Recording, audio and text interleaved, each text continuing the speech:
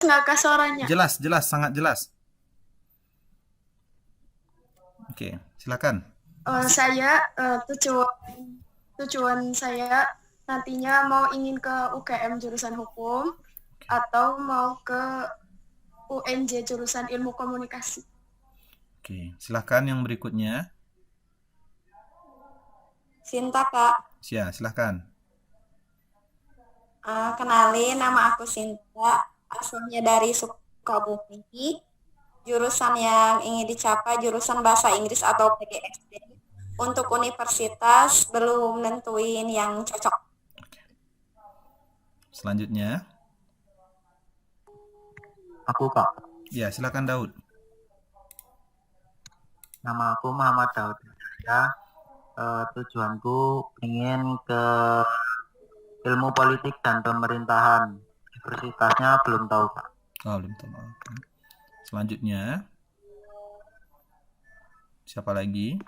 Perkenalkan, nama saya Yai Marfuah dari Wonogiri, Jawa Tengah. Targetnya mau ke akuntansi 11 Maret, Surakarta. Surakarta, oke. Selanjutnya.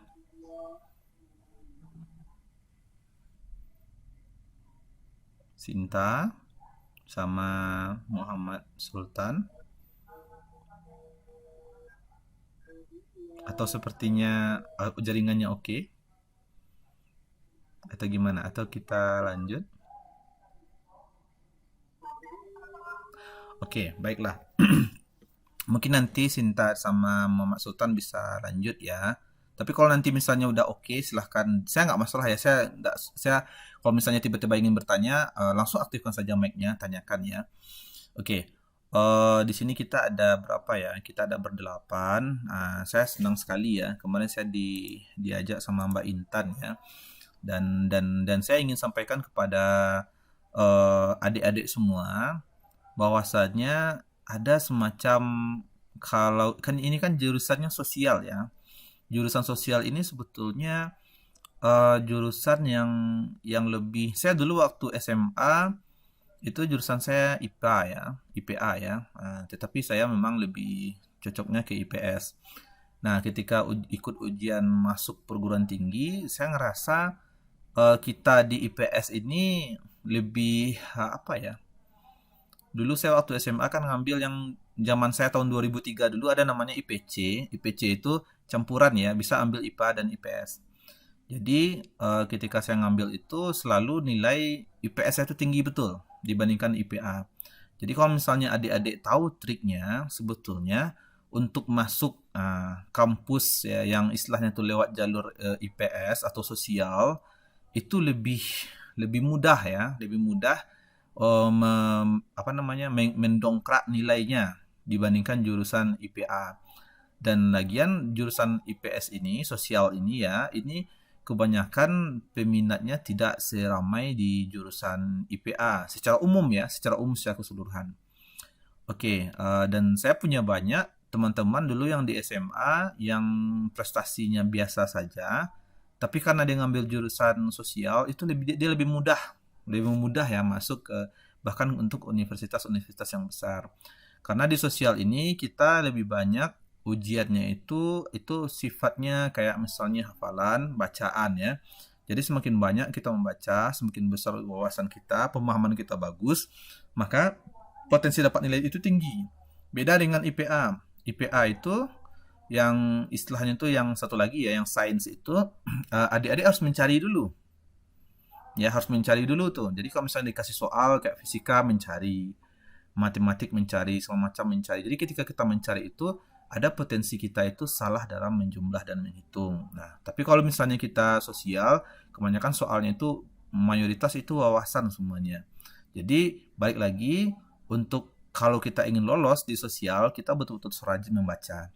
Oke, baiklah kali ini kakak akan memberikan materi mengenai manajemen ya. Ini betul-betul bidangnya kakak yang rencananya kalau nggak salah tadi Aulia ya yang ingin masuk di manajemen UGM ya. Nah, ini mungkin kakak nggak pakai slide ya, pakai bahan yang standar aja, yang lebih simple, sederhana. Jadi sebetulnya apa sih manajemen gitu. Nah, sebelum kakak lanjut, kakak mau sampaikan dulu, kan nggak apa-apa kakak agak nyantai aja pemberian materinya ya, semuanya. Halo? Iya Kak, Iya, nyantai saya aja. orangnya nyantai aja. Saya yang penting konsep itu duduk dulu. Jadi saya tidak terlalu ketat masalah teoritis gitu. Ketika ngajar di kelas pun saya lebih banyak ngajar itu masalah implementasi ilmunya. Makanya sekarang saya agak loncat sedikit gitu kan. Kalau elastisitas kemarin diberikan oleh Kak Firsti itu sebetulnya materi kedua, saya loncat ke materi ke-14 itu. Karena memang manajemen ini adalah betul-betul bidang saya, ilmu saya. Dan saya merasa lebih maksimal di sini ya.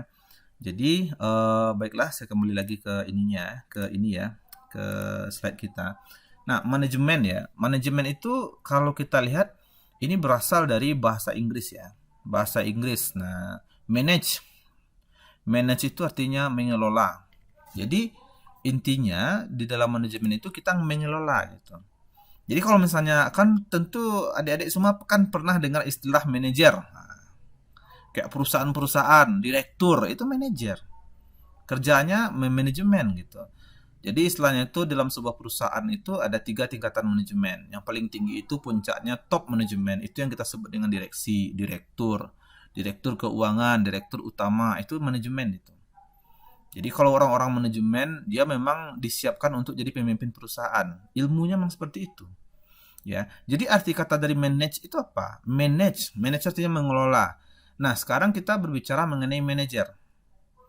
Kayak saya nih, saya kan dosen manajemen ya, S1 manajemen, dulu kuliah S2 juga manajemen. Manage ya, manajer, mengatur. Nah, apa yang diatur oleh manajer? Yang diatur oleh manajer itu adalah organisasi.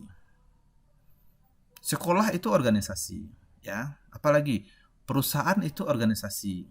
Apalagi misalnya di dalam, misalnya mungkin adik-adik dulu pernah kuliah, pernah sekolah ya, ada dikasih guru tugas berkelompok. Kelompok itu juga organisasi. Jadi organisasi itu apa? Organisasi itu artinya adalah kumpulan beberapa orang yang mereka berkumpul bersatu mendirikan sebuah kelompok atau organisasi yang mereka mempunyai tujuan. Jadi syarat organisasi itu yang pertama ada kumpulan beberapa orang, yang kedua dia punya tujuan. Yang ketiga sebetulnya ada struktur gitu. Makanya kelompok, kalau misalnya adik-adik dulu pernah sekolah ya di kelas, belajar di kelas, sebuah kelompok itu sudah bisa disebut organisasi. Kenapa? Pertama, dia ada berkumpul beberapa orang. Ada berempat, berlima. Itu yang pertama. Yang kedua, dia punya tujuan. Kalau kelompok di kelas, tujuannya apa? Bikin tugas. Tujuan bikin tugas gimana? Supaya semuanya dapat nilai tinggi, 100 misalnya. Dan yang ketiga, ada strukturnya. Dalam kelompok kan ada ketua, ada wakil ketua, ada sekretaris bendahara atau anggota gitu. Nah, itu yang membedakan kelompok dengan gerombol gitu. Misalnya, adik-adik ngumpul nih sama teman-teman. Oh, yuk besok kita pergi ini yuk, pergi main ke pasar gitu atau pergi main ke mall misalnya kan berlima. Dan ketika pergi itu semua orang itu bebas gitu. Oh, ke situ dong makan, ke sana dong makan. Artinya itu nggak ada aturan. Ini disebut gerombol ya, bukan kelompok, bukan organisasi. Kenapa? Karena ada strukturnya. Nah, organisasi atau perusahaan itu adalah struktur kelompok yang lebih besar gitu ya, yang punya tujuan yang lebih kompleks, yang lebih rumit gitu. Nah, ketika sebuah perusahaan itu kayak misalnya mungkin pernah dengar cerita atau keluarga di rumah melamar pekerjaan ke perusahaan ini atau mendaftar jadi PNS atau ngapain gitu. Dia kan pasti datang ke sebuah organisasi, perusahaan. Dia masuk ke perusahaan, itu sebuah organisasi. Ada pimpinannya, ada top manajemennya, manajemen puncaknya, terus ada yang karyawan-karyawan biasa. Nah, jadi manajemen itu apa? Saya kembali lagi ke slide screen ya. Ilmu manajemen ini adalah ilmunya bagaimana kita itu bisa mencapai apa yang diinginkan oleh organisasi. Itu intinya manajemen. Ya. Ketika adik-adik semuanya udah pernah bikin kelompok di kelas, sebetulnya adik-adik adalah seorang manajer. Ya. Jadi apa tugas manajer? Tugas manajer yang pertama itu adalah dia mencapai target yang diberikan oleh organisasi. Ya, sama kayak ketika adik-adik belajar di kelas dulu, masuk guru. Nah, guru itu memberikan materi. Guru itu punya target, materi tersampaikan dengan baik. Berarti guru itu adalah seorang manajer di dalam kelas. Nah, cuman di sini yang ingin saya sampaikan, karena perusahaan itu lebih kompleks, seorang manajer itu dia harus mengelola agar seluruh pekerjaan yang ada di dalam perusahaan itu terselesaikan. Nah, apa aja unsur dari sebuah manajemen? Yang pertama manusia, ya. Kan ada istilahnya manajemen sumber daya manusia. Nah, itu adalah manajemen, pernah nggak dengar HRD, manajer SDM. Nah, manajer SDM ini dia mengelola manusia yang ada di dalam organisasi atau perusahaan. Kerjaannya ngapain? Kerjaannya itu dia merekrut, ya. Dia rekrut itu. Misalnya dibuka lowongan pekerjaan, dibutuhkan ini, terus mendaftar orang. Ketika orang datang mendaftar ke perusahaan, nanti dia wawancarai. Ketika orang itu udah lulus, calon pekerjaan itu lulus, setelah diwawancarai nanti diberikan dulu pelatihan supaya karyawan baru ini bisa mengetahui bagaimana pekerjaan di dalam perusahaan.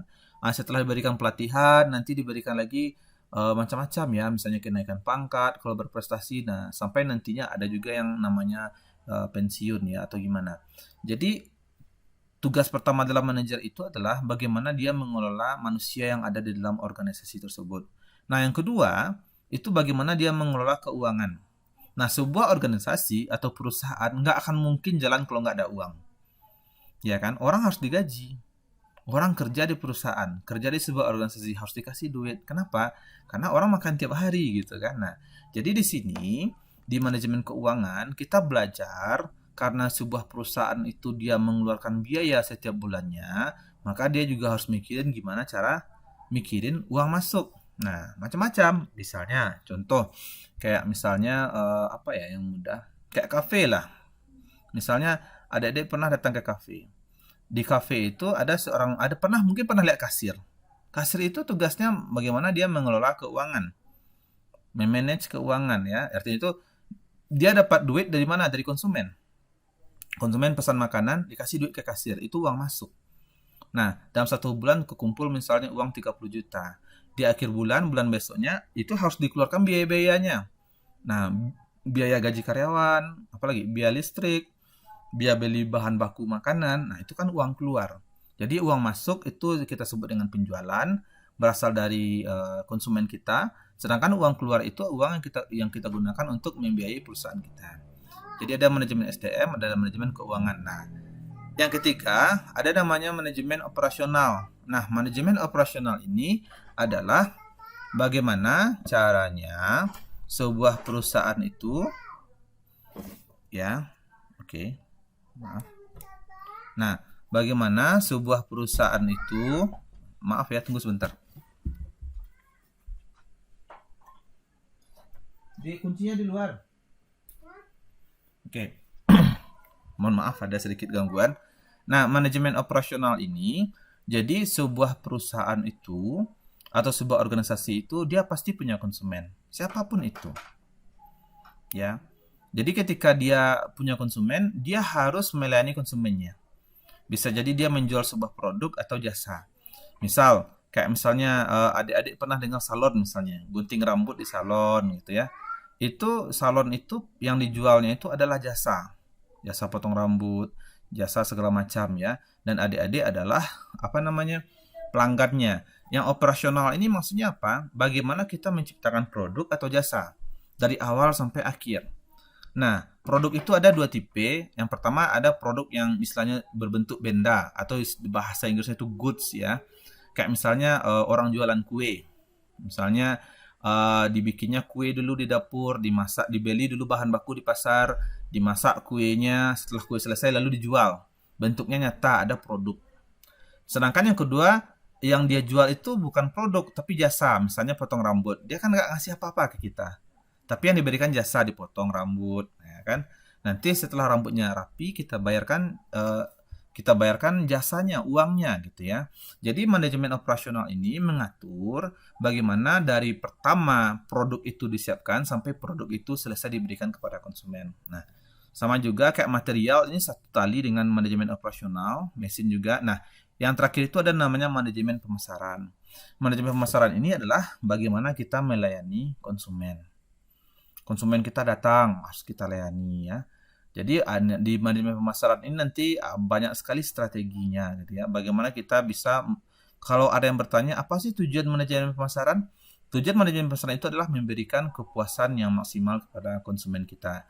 Jadi gimana caranya konsumen kita itu puas dengan produk yang kita berikan. Nah, tentu di dalam manajemen pemasaran itu ada 4 ya, ada 4 elemen yang paling penting. Ini sering kita sebut dengan marketing mix atau bauran pemasaran. Yang pertama itu produk, ya. Kalau kita ingin memuaskan konsumen kita, pertama kita harus yakinkan kalau produk kita itu sempurna. Yang kedua itu price, harga. Kalau produknya udah bagus, harganya gimana? Harganya bersaing atau enggak gitu. Yang ketiga itu namanya ada place atau distribution. Artinya itu apa? Ketika kita punya produk, kira-kira konsumen kita gampang nggak dapatnya. Nah, sekarang kan pernah dengar istilah pembelian barang secara online gitu ya.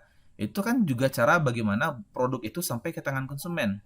Nah, misalnya gini, dulu sebelum ada Gojek, adik-adik misalnya kalau misalnya mau makan di KFC atau McDonald, pasti adik-adik yang datang ke sana. Nah, sekarang nggak perlu lagi gitu. Kita bisa pesan lewat online. Nah, jadi mereka yang mendatangi adik. Jadi elemen ketiga dalam pemasaran itu ada namanya distribution. Jadi bagaimana produk itu sampai ke tangan konsumen. Nah, yang terakhir, yang keempat di bidang pemasaran ini yang tak kalah penting itu adalah bagaimana kita melakukan promosi. Ya, promosi itu gimana? Itu berkomunikasi dengan konsumen. Ya, ada sebuah perusahaan produknya bagus gitu ya.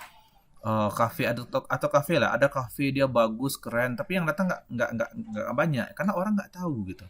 Jadi kayak misalnya promotion itu bisa kayak misalnya bisa kayak di Instagram ya, kayak di YouTube segala macam bisa digunakan. Nah, ini terkait unsur manajemen dulu ya. Nah, yang di sini ada yang ingin ditanyakan dulu sebelum saya lanjut ke yang berikutnya. Mungkin kita diskusi juga boleh.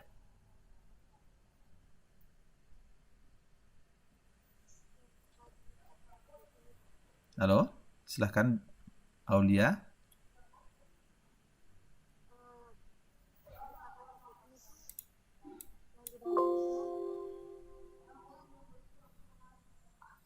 Bisa dikeraskan suaranya sedikit? Atau boleh juga di chat, ya nggak apa-apa. Oke, dari Sinta belum ada pertanyaan. Ya, jadi intinya manajemen itu adalah bagaimana kita mengelola organisasi. Organisasi itu dia ada 2 tipe ya. Yang pertama perusahaan, tujuannya itu bagaimana mencari keuntungan. Yang kedua ada namanya non-profit organization, itu atau organisasi yang tujuannya tidak untuk mendapatkan keuntungan. Contohnya kayak misalnya organisasi pemerintahan atau misalnya pernah dengar NGO, organisasi pecinta lingkungan, dia tujuannya bukan profit ya. Nah, jadi dalam menjalankan organisasi itu ada 5 poin, ada 4 ya yang akan kita yang kita urus. Yang pertama yang kita urus itu manusianya, seluruh karyawan di dalam organisasi atau perusahaan. Yang kedua keuangan, bagaimana mengatur keuangan dalam sebuah perusahaan. Yang ketiga operasional, bagaimana kita mengelola, membuat produk atau jasa dari awal sampai akhir. Yang keempat itu masalah pemasaran. Pemasaran ini bagaimana kita mengelola konsumen kita ya, supaya konsumen kita itu puas dengan produk yang kita berikan. Oke. Nah, kalau tidak ada pertanyaan, saya lanjut di sini. Ini saya perbesar aja ya. Saya memang tidak begitu memakai slide. Nanti saya berikan lah ya. Saya bikinlah slide yang bagus. Nanti saya upload di ini ya. Nanti kalau misalnya udah selesai juga, nanti saya kasih materi saya di YouTube. Nanti saya kasih ke adik-adik juga ya. Saya punya channel YouTube juga yang memberikan materi kuliah. Yang kedua, ya ini yang pernah saya sebutkan tadi. Jadi tingkatan manajemen itu ada 3 tingkatan. Yang pertama top manajemen. Nah, ini yang sering adik-adik lihat di dalam ya. Oke, yang sering adik-adik lihat semuanya di dalam TV-TV ya. Kayak misalnya top manajemen, ya, direktur utama, itu yang di puncak, itu yang paling atas ya. Tugas mereka ngapain? Tugas mereka itu adalah membuat kebijakan perusahaan. Ya, artinya itu misalnya rencana kita ngapain gitu. Misalnya contoh kayak perusahaan yang gede lah kayak Apple. Ya, manajemen puncaknya itu namanya direktur yang paling tinggi itu namanya Tim Cook. Nah, atau misalnya yang tahu Tesla, Elon Musk. Nah, Elon Musk itu kan pimpinan tuh, nah, dia paling atas tuh. Jadi dia manajemen puncak ini tugasnya itu adalah dia menciptakan produk. Nah, kayak misalnya HP sekarang ya, sekarang HP ini keluar misalnya iPhone 11. Manajer puncak itu tugasnya itu adalah bagaimana dia merencanakan iPhone yang berikutnya, iPhone 12, 13 itu. Bagaimana dia bersaing dengan produk-produk yang lain. Itu yang top manajemen ini tugasnya, yang puncak. Terus yang berikut yang middle ya, yang middle ini yang di tengah. Top middle manajemen ini dia adalah manajemen yang di bawah manajemen puncak. Biasanya dia artinya itu tugasnya itu mengatur karyawan-karyawan yang di bawah. Misalnya ada namanya manajer operasional ya. Manajer operasional itu dia misalnya kayak mandor. Dia kerja di pabrik, dia ngatur semua karyawan di pabrik dalam bikin produk. Ada juga kayak misalnya namanya manajer SDM. Dia yang bertugas nanti membuka lowongan pekerjaan, menginterview, dan segala macamnya. Nah, ini middle management. Artinya itu dia masih mengambil keputusan, ya. Tapi dia di bawah manajemen puncak. Nah, sedangkan yang paling bawah lower management, ini adalah karyawan-karyawan biasa. Dia tidak punya tanggung jawab, dia hanya mengerjakan pekerjaan operasional setiap harinya. Nah, itu yang membedakan yang paling bawah dengan yang atas ini ya. Yang atas ini dia bersentuhan langsung dengan yang paling bawah sekali ya. Nah, ini mengenai tingkatan manajemen ya. Terus yang berikut fungsi manajemen. Nah, fungsi manajemen. Nah, ini menarik sekali. Fungsi manajemen itu ya. Nah, ini kajian saya betul ya. Nah, ini kan banyak nih teori-teorinya ya. Kalau ada lihat di sini semuanya. Ada teori macam-macam nih, Terry, Fayol ya, sama Cons ya. Tapi sebetulnya fungsi manajemen itu adalah dia memperlihatkan apa tugas seorang manajer dari awal sampai akhir. Sebetulnya fungsi manajemen itu yang pertama inilah yang paling sering ya. Saya nggak mengatakan teorinya Henry Fayol itu salah atau Harold Cons ini salah. Tetapi yang banyak beredar di dalam sebuah perusahaan itu teori yang pertama. Ya, jadi tugas manajer itu ada 4. 4 saja tugas manajer itu. Yang pertama, planning. Planning itu artinya apa? Dia membuat rencana. Membuat perencanaan, ya. Saya kasih contoh, misalnya yang sederhana aja lah. Sekarang kalau yang paling saya nanya dulu nih ya, sebelum saya ngasih contoh ya. Saya nanya dulu sama ini panggilannya Aulia atau Dini ya? Yang dari Pemalang. Halo? Saya Dipanggil Dini. Lia. Lia, oke, maaf Lia ya. Nah, saya mau nanya dulu ke Lia sebelum saya membahas mengenai fungsi manajemen. Nanti ini biar enak ya, biar gampang. Sekarang Lia, saya nanya, anak muda yang umur 17 sampai umur 22 25 tahun lah. Biasanya bisnis yang paling sering mereka buka bisnis apa? Sekarang lagi maraknya kafe gitu ya, Kak? Kafenya apa? Kedai kopi atau apa? Kedai kopi. Oke. Jadi saya ambil case ini aja ya, saya ambil aja case kedai kopi ya. Saya akan jelaskan case kedai kopi ini dalam fungsi manajemen. Fungsi manajemen itu ada 4 ya, 4 saja. Ya, yang pertama itu fungsi perencanaan ya. Artinya itu ini yang selalu dikerjakan pertama oleh seorang manajer. Ya. Jadi kalau adik-adik belajar ilmu manajemen, itu artinya adik-adik akan menjadi seorang manajer.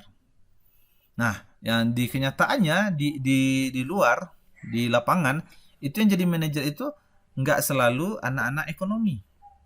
Anak hukum juga, apa kerja nak? Anak hukum juga itu belajar itu akan menjadi seorang manajer. Anak sosial juga kayak anak fisik, anak sosiologi akan menjadi seorang manajer. Bahkan seorang guru pun akan jadi seorang manajer.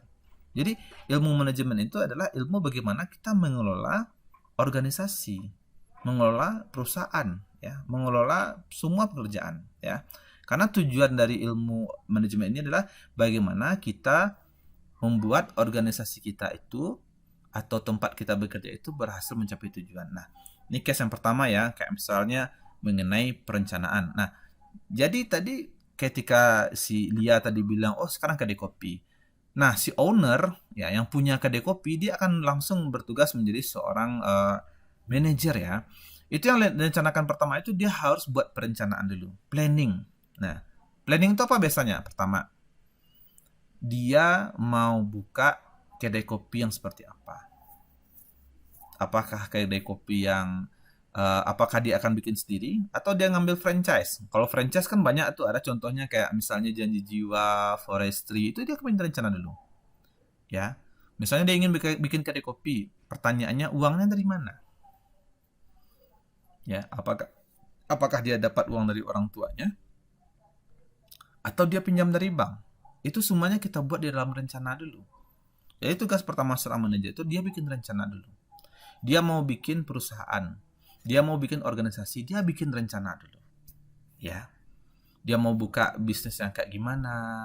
Nanti kalau misalnya kedai kopinya berdiri, produknya apa aja yang mau dia jual. Tentu dia lihat juga kayak kompetitor. Kalau di Forestry kayak gini, kalau di Janji Jiwa kayak gini. Nanti dia mau jual kopi yang seperti apa. Ya, itu produk itu. Yang kedua misalnya dia ingin desain kafe yang seperti apa. Karena persaingan kafe sekarang sangat-sangat ketat sekali gitu. Jadi dia bikin dulu rencana. Jadi manajer itu tugasnya dulu yang pertama dibikin dulu rencananya sebaik mungkin, ya, sedetail mungkin. Nah, itu tugas yang pertama. Setelah yang kedua, setelah rencana ini selesai, ya akhirnya dia udah selesai nih bikin. Oh ya, saya udah sediakan saya di kedai kopi saya tuh udah ada dapurnya. Nanti udah ada tempat tamu mengkonsumsi kopinya. Nanti ada tempat parkir segala macamnya udah ada. Berikutnya, fungsi kerjaan manajer yang kedua itu adalah bagaimana dia mengorganisasikan. Mengorganisasikan ini artinya apa? Ini rencananya udah selesai. Kayak saya nih, saya owner sekarang ya, saya manajer. Saya udah tentuin nih. Oh ya, nanti kalau misalnya bagian pembayaran di sini ada si kasir. Oh nanti bagian yang bikin kopinya ada satu nih, yang tukang yang apa namanya barista ya. Nanti ada juga pramusaji. Nanti tugasnya mengantarkan kopi ke tempat duduk atau nanti kalau misalnya tamu datang dia datang menanyakan apa ininya. Terus yang ketiga, misalnya yang berikutnya misalnya ada tukang parkir di luar yang mengatur parkiran. Nah, pertanyaan setelah rencana itu saya bikin semuanya, berikut sampai ke organizing. Organizing ini artinya apa? Setelah seluruh rencana itu selesai dengan jelas, job desk-nya selesai, saya nanti akan menentukan siapa orangnya. Ya, mengorganisasikan. Oh nanti datang, saya panggil, Anda kasir ya, ini tugasnya. Saya organisasikan. Terus saya panggil kasir udah, baristanya saya kasih ini tugas Anda, saya organisasikan. Lalu misalnya tiba-tiba terjadi masalah. Contoh misalnya, ketika ada seorang tamu, dia setelah minum kopi, kopinya jatuh, gelas pecah. Lalu terjadi masalah, ya. Terjadi masalah misalnya kan, oh gimana nih, ini tugas siapa nih membersihkan kaca. Lalu saya ingatkan lagi, coba lihat lagi SOP-nya, job description-nya, tanggung jawab dan kewenangannya. Nanti dilihat lagi semuanya, oh ternyata itu tugas pramusaji. Jadi pramusaji lah yang membersihkan. Misalnya tiba-tiba ketika si barista sedang memasak kopi misalnya, tiba-tiba kompornya minyaknya habis atau gasnya habis. Nah, siapa yang bertugas untuk menggantikan gas? Oh, ternyata si barista yang menggantikan. Jadi, fungsi organisasi ini bagaimana kita memastikan setiap orang itu melaksanakan pekerjaannya disesuai bidangnya. Makanya kita organisasikan. Contoh, yang pandai masak kita letakkan sebagai koki atau sebagai barista. Nah, yang pandai menghitung keuangan, yang teliti kita letakkan sebagai kasir. Nah, seperti itu. Yang pandai berkomunikasi, yang suka senyum, ya, yang suka pintar melayani orang kita letakkan di pramusaji. Nah, ini fungsi yang kedua. Fungsi yang ketiga dari manajer itu adalah actuating. Nah, actuating ini sering kita sebut dengan kepemimpinan atau leadership. Nah, ini tugasnya kalau nanti terjadi sebuah masalah. Contoh misalnya, ya, tiba-tiba ada karyawan yang istilahnya itu tiba-tiba misalnya dia patah semangat. Misalnya contoh kayak pramusaji. Misalnya dia lagi konflik ya sama keluarga, di rumah ada masalah, atau misalnya lagi berantem sama pacarnya, atau misalnya si barista dia lagi berantem sama si pramusaji. Jadi tugas yang ketiga dari seorang manajer itu adalah memimpin. Memimpin itu artinya apa? Kalau misalnya terjadi masalah dalam sebuah organisasi, maka dialah yang mencari solusinya. Tiba-tiba ada yang kehilangan semangat, lalu dia datang gitu. Dia tanya gitu ya, kayak ke pramusaji, kenapa gitu? Kenapa kamu nggak semangat? Kenapa kayak gini? Atau ceritalah dia. Terus dimotivasi, diberikan semangat gitu ya. Nah, jadi setelah dia semangat, oh semangat lagi dia kerja. Atau misalnya kayak si barista, dia lagi berantem sama si kasir, nggak sapa-sapaan misalnya. Lalu si orang manajer itu karena dia pemimpin, dia datanginya kasir, kenapa sama si ini ada masalah gitu. Oh ya, dia bikin produk nggak bagus katanya. Terus ditanya lagi sama si barista, apa masalahnya? Si barista bilang, oh ya si kasir itu dia nggak mau senyum atau gimana gitu ya. Jadi fungsi yang ketiga, pelaksanaannya, executingnya artinya apa? Rencana itu kan udah jadi ya, di planning, terus di organizing, udah kita bagi-bagi tugasnya. Di pelaksanaan ini artinya apa? Kalau misalnya terjadi masalah di dalam bekerjanya sebuah organisasi atau perusahaan itu, maka kita akan memimpin organisasi itu mencari solusinya. Itu fungsi yang ketiga, actuating ya, atau sering kalau sekarang sih namanya nggak actuating lagi, namanya itu leading ya, memimpin ya. Dan terus yang terakhir ada namanya itu controlling. Controlling ini artinya pengawasan. Nah, setelah kita bikin rencana yang di sini ya, lalu kita bagi tugas-tugasnya, job desk-nya, kita bagi wewenang, terus kita pimpin. Nah, akhirnya kan pekerjaan itu selesai. Contoh misalnya, kita buka kedai kopi nih, udah jalan seminggu, udah jalan sebulan, udah jalan nih kedai kopi kita. Pasti di akhir bulan kita ada rapat. Kita lihat, atau rapat akhir minggu lah, atau minimal akhir bulan kita rapat. Kita tanyakan, kecapai nggak targetnya? Target cafe kita. Berapa kita mau jual, berapa duit kita dapat. Misalnya, targetnya nggak kecapai. Lalu kita akan melakukan pengawasan ya. Kita lakukan evaluasi. Nah, pengawasannya ada 2 tipe. Pengawasan yang pertama itu sepanjang waktu, yang terakhir ada namanya evaluasi. Ini bentuk dari pengawasan. Nah, pengawasan ini kita lihat ada nggak yang salah gitu. Salah satu contohnya sekarang kita bahas dulu pengawasan di akhir ya, evaluasi kayak seperti itu. Kita awasi kerjaan ini. Nah, akhirnya di akhir bulan misalnya, kita tanyakan, tercapai nggak penjualan? Oh, nggak tercapai. Atau misalnya kita buka kotak saran. Nanti konsumen kita ngasih surat saran dalam bentuk kertas itu kita bacakan di akhir bulan. Oh, ternyata banyak konsumen komplain, harga terlalu mahal. Nah, jadi ini fungsi yang terakhir. Setelah rencana kita bikin, yang pertama ya. Nah, terus akhirnya kita bagi tugasnya di organizing yang kedua. Yang ketiga, kalau ada masalah kita selesaikan, kita pimpin ya. Terus yang ketiga, di akhir kita evaluasi, di controlling, kita awasi. Nah, udah benar nggak kerja kita? Kalau benar, kita tingkatkan kinerjanya. Kalau misalnya salah, kita cari kesalahannya dan kita perbaiki. Nah, itu fungsi dari manajemen ya. Jadi adik-adik besok kalau misalnya ingin menjadi seorang manajer, itulah 4 poin pentingnya. Pertama, bikin rencana dulu. Setelah selesai bikin rencana, yang kedua, bagi-bagi tugas, bagi-bagi wewenang dan kekuasaan. Yang ketiga, pimpinlah dia sepanjang waktu dari awal sampai akhir ya. Kalau ada masalah, bantu selesaikan konfliknya. Dan yang terakhir, yang pengawasan itu kita lakukan evaluasi di akhir. Apakah udah kecapai targetnya atau belum? Nah, itu dia ilmu manajemen ya. Apakah ada pertanyaan atau diskusi? Saya ini juga ya. Mau tanya, Silakan. kan di buku itu saya baca, menurut Robert, seorang pemimpin itu harus memiliki 3 keterampilan, Ya, yaitu pertama keterampilan konseptual, ya. kedua keterampilan manusiawi, ketiga yang teknis. Apakah seorang pemimpin itu harus memiliki ketiga tersebut? Kalau tidak memiliki salah satu itu gimana ya? Oke, saya ngerti maksudnya. Nah, ini kan yang sering saya ajarkan di kelas.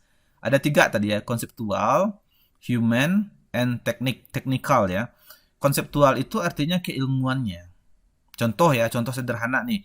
Saya kasih nih, contoh ada manajer di restoran. Konseptual itu artinya itu apa? Si manajer itu dia ngerti jalan operasinya sebuah restoran. Dia ngerti cara memasak, dia tahu masakan yang enak tuh kayak gimana, dan dia tahu perubahan selera konsumen. Artinya secara konsep, secara knowledge, secara ilmu dia kuasai. Itu yang pertama. Itu maksud konseptual. Yang kedua, human. Nah, di dalam sebuah organisasi itu kan karyawannya banyak. Setiap karyawan kan perangainya beda-beda ya. Ada yang rajin, ada yang pemalas, ada yang usil, macam-macam. Nah, nanti sesama karyawan itu bakal sering konflik itu, masalah tuh. Bakal sering ada. Jadi si manajer itu dia harus bisa memahami karakter setiap manusia dan dia harus bisa menyelesaikan permasalahan antar manusia. Nanti misalnya ada berantem ini, dia harus bisa mendamaikannya. Itu maksud dengan human itu, yang manusia itu. Yang terakhir yang teknis, dia betul-betul bisa harus mengerjakan teknisnya. Contoh misalnya, saya kasih contoh yang lain misalnya. Ada seorang manajer hotel. Ini hotel ya, saya agak-agak keluar sedikit. Dia harus ngerti teknisnya gimana hotel itu beroperasi. Ya, bagaimana ketika pelanggan hotel pertama datang terus dilayani, atau yang lain deh. Misalnya ada toko kue. Dia harus ngerti teknis bagaimana toko kue itu berjalan gitu.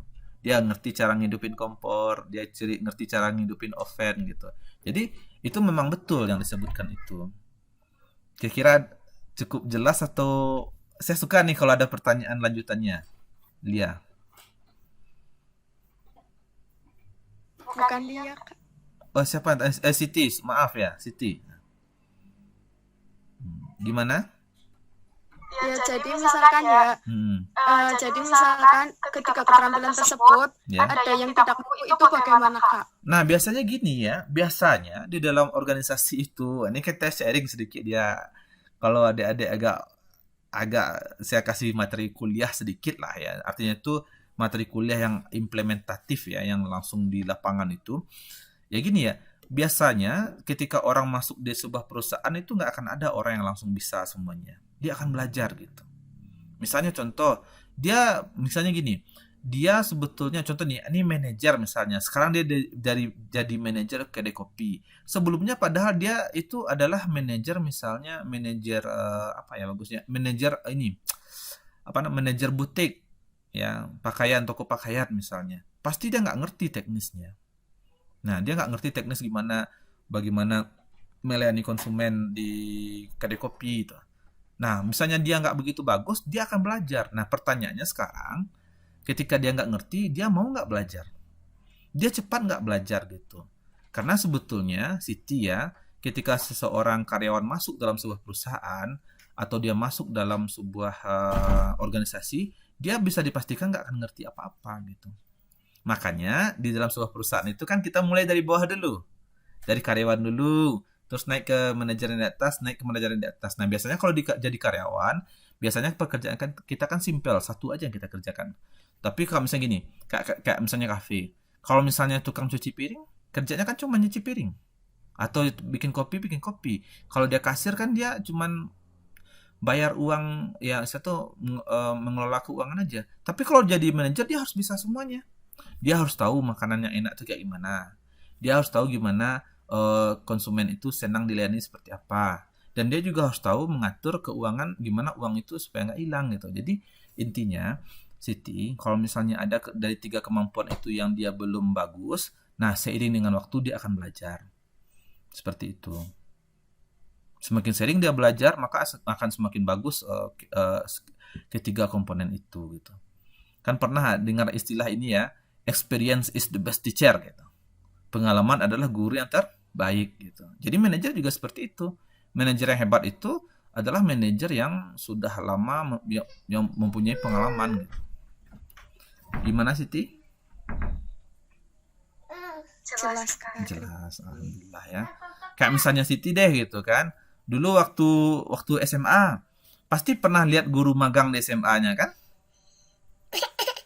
Ya, Kak. Nah, kalau guru magang gimana? Pasti ngajarnya grogi, takut-takut gitu kan. Nah, coba lihat guru yang udah senior, lancar sekali ngomong gitu kan. Kalau di kelas, kalau udah guru-guru yang udah senior, yang udah tua itu ya, kalau misalnya di kelas ada aja siswa yang bengong, yang lagi gimana, yang lagi ada masalah gitu kan, pasti dia langsung langsung perhatian, langsung dia tahu ada masalah apa Nanda katanya kan. Nah, gitu juga manajer yang baru-baru itu yang nggak ngerti apa-apa juga gitu. Mohon maaf sebentar ya. Li.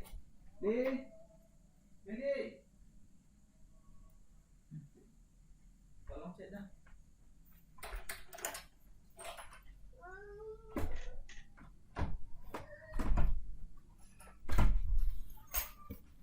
Mohon maaf ya semuanya. Oke, boleh saya minta pertanyaan yang berikutnya? Kalau ilmu manajemen ini memang dia lebih banyak ilmu lapangan ya. Silahkan ada pertanyaan atau pernah baca materi mengenai ilmu ekonomi manajemen?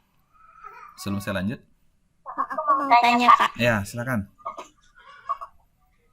Tadi kan di fungsi actuating kan ada keterampilan yang harus dimiliki oleh seorang pemimpin kan. Ya, Kalau di fungsi yang lain kayak organizing atau planning itu apa aja yang perlu kita miliki gitu Kak? oh jadi, saya paham nih maksudnya ya. Ini boleh ya saya buka materi kuliah saya, ini agak detail sedikit apa-apa ya. Boleh ya? Izin ya. Kalau misal ini karena ini ini ya, ini mungkin bukan materi ya, SMA ya, agak detail sedikit tapi nggak apa-apa saya sharing. Mana materi saya ya?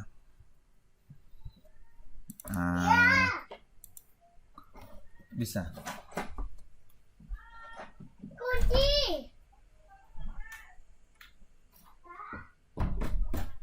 Ini saya mohon maaf ya, ada. Nah, oke. Saya share screen dulu. Nah, ini materinya. Secara umum ya. Nah, ini tahapannya. Jadi ini ilmu paling basic dalam ilmu manajemen ya. Nah, mungkin ini kurang jelas juga ya. Tapi saya perbesar aja. Oh ya, saya ada ininya. Sebentar, saya ada Excel-nya. Ada PowerPoint-nya.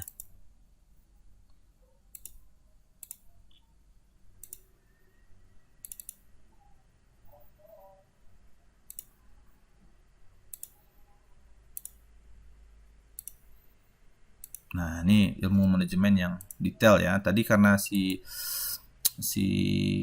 Lia bertanya ya. Nah, oke, jadi dalam ilmu manajemen itu kan dia ada 4 fungsi ya. Yang pertama perencanaan. Nah, apa saja yang dibutuhkan untuk di bagian perencanaan. Nah, di bagian perencanaan ini kita belajar itu yang pertama manajer sebagai pembuat keputusan. Terus dasar-dasar perencanaan. Nah, jadi nanti dia akan belajar ya bagaimana proses membuat keputusan, terus bagaimana manajer membuat keputusan, terus apa saja tipe-tipe keputusannya, terus bagaimana kondisi pengambilan keputusan, dan juga ada style ya, bagaimana style mengambil keputusan, dan juga yang paling penting apakah keputusan kita buat itu efektif atau tidak untuk mencapai tujuan organisasi. Terus juga ada dasar perencanaan, apa itu perencanaan, terus juga ada tujuan, rencana ya. Jadi di dalam ilmu perencanaan ini yang pertama itu bagaimana cara membuat perencanaan, bagaimana dasar perencanaan.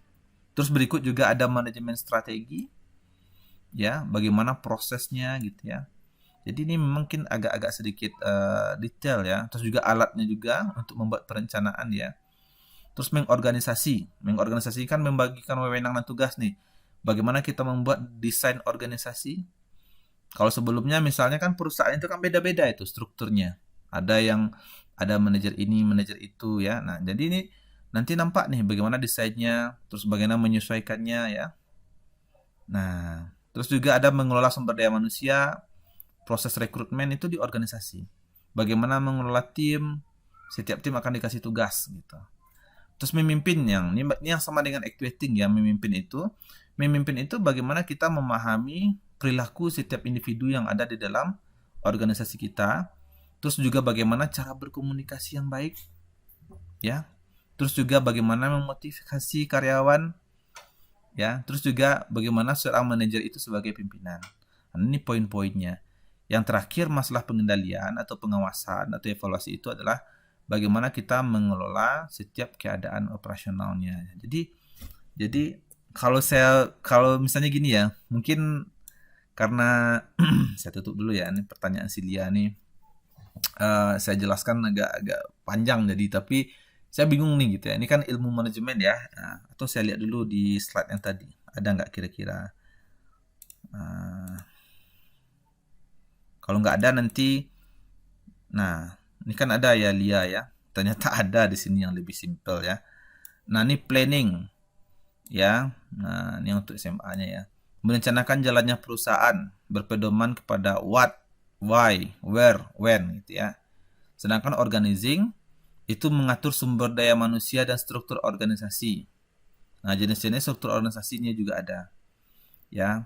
Terus juga actuating, pelaksanaan bagaimana melaksanakan apa yang sudah direncanakan dengan personel ya. Ini kan memimpin sebetulnya. Yang terakhir controlling, pengawasan, pelaksanakan apakah planning kita, rencana kita itu udah selesai, udah sesuai nggak? Maksudnya gini, untuk controlling ini kita kan bikin rencana tuh.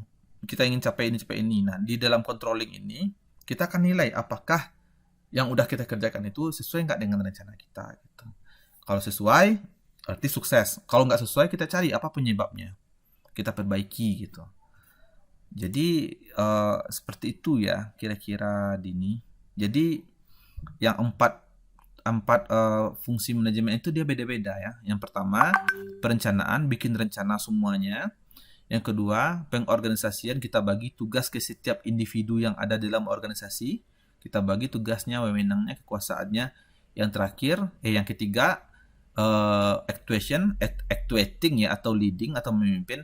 Itu bagaimana kita memimpin semua orang agar semangat, agar dimotivasi supaya mereka bisa mencapai tujuannya. Dan terakhir itu bagian pengendalian, itu memastikan apakah yang kita kerjakan itu sesuai nggak dengan rencana kita di awal. Itu maksudnya. Gimana nih?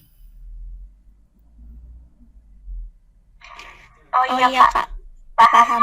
Jadi gini ya, saya kan baru pertama juga ngajar di SMA ya.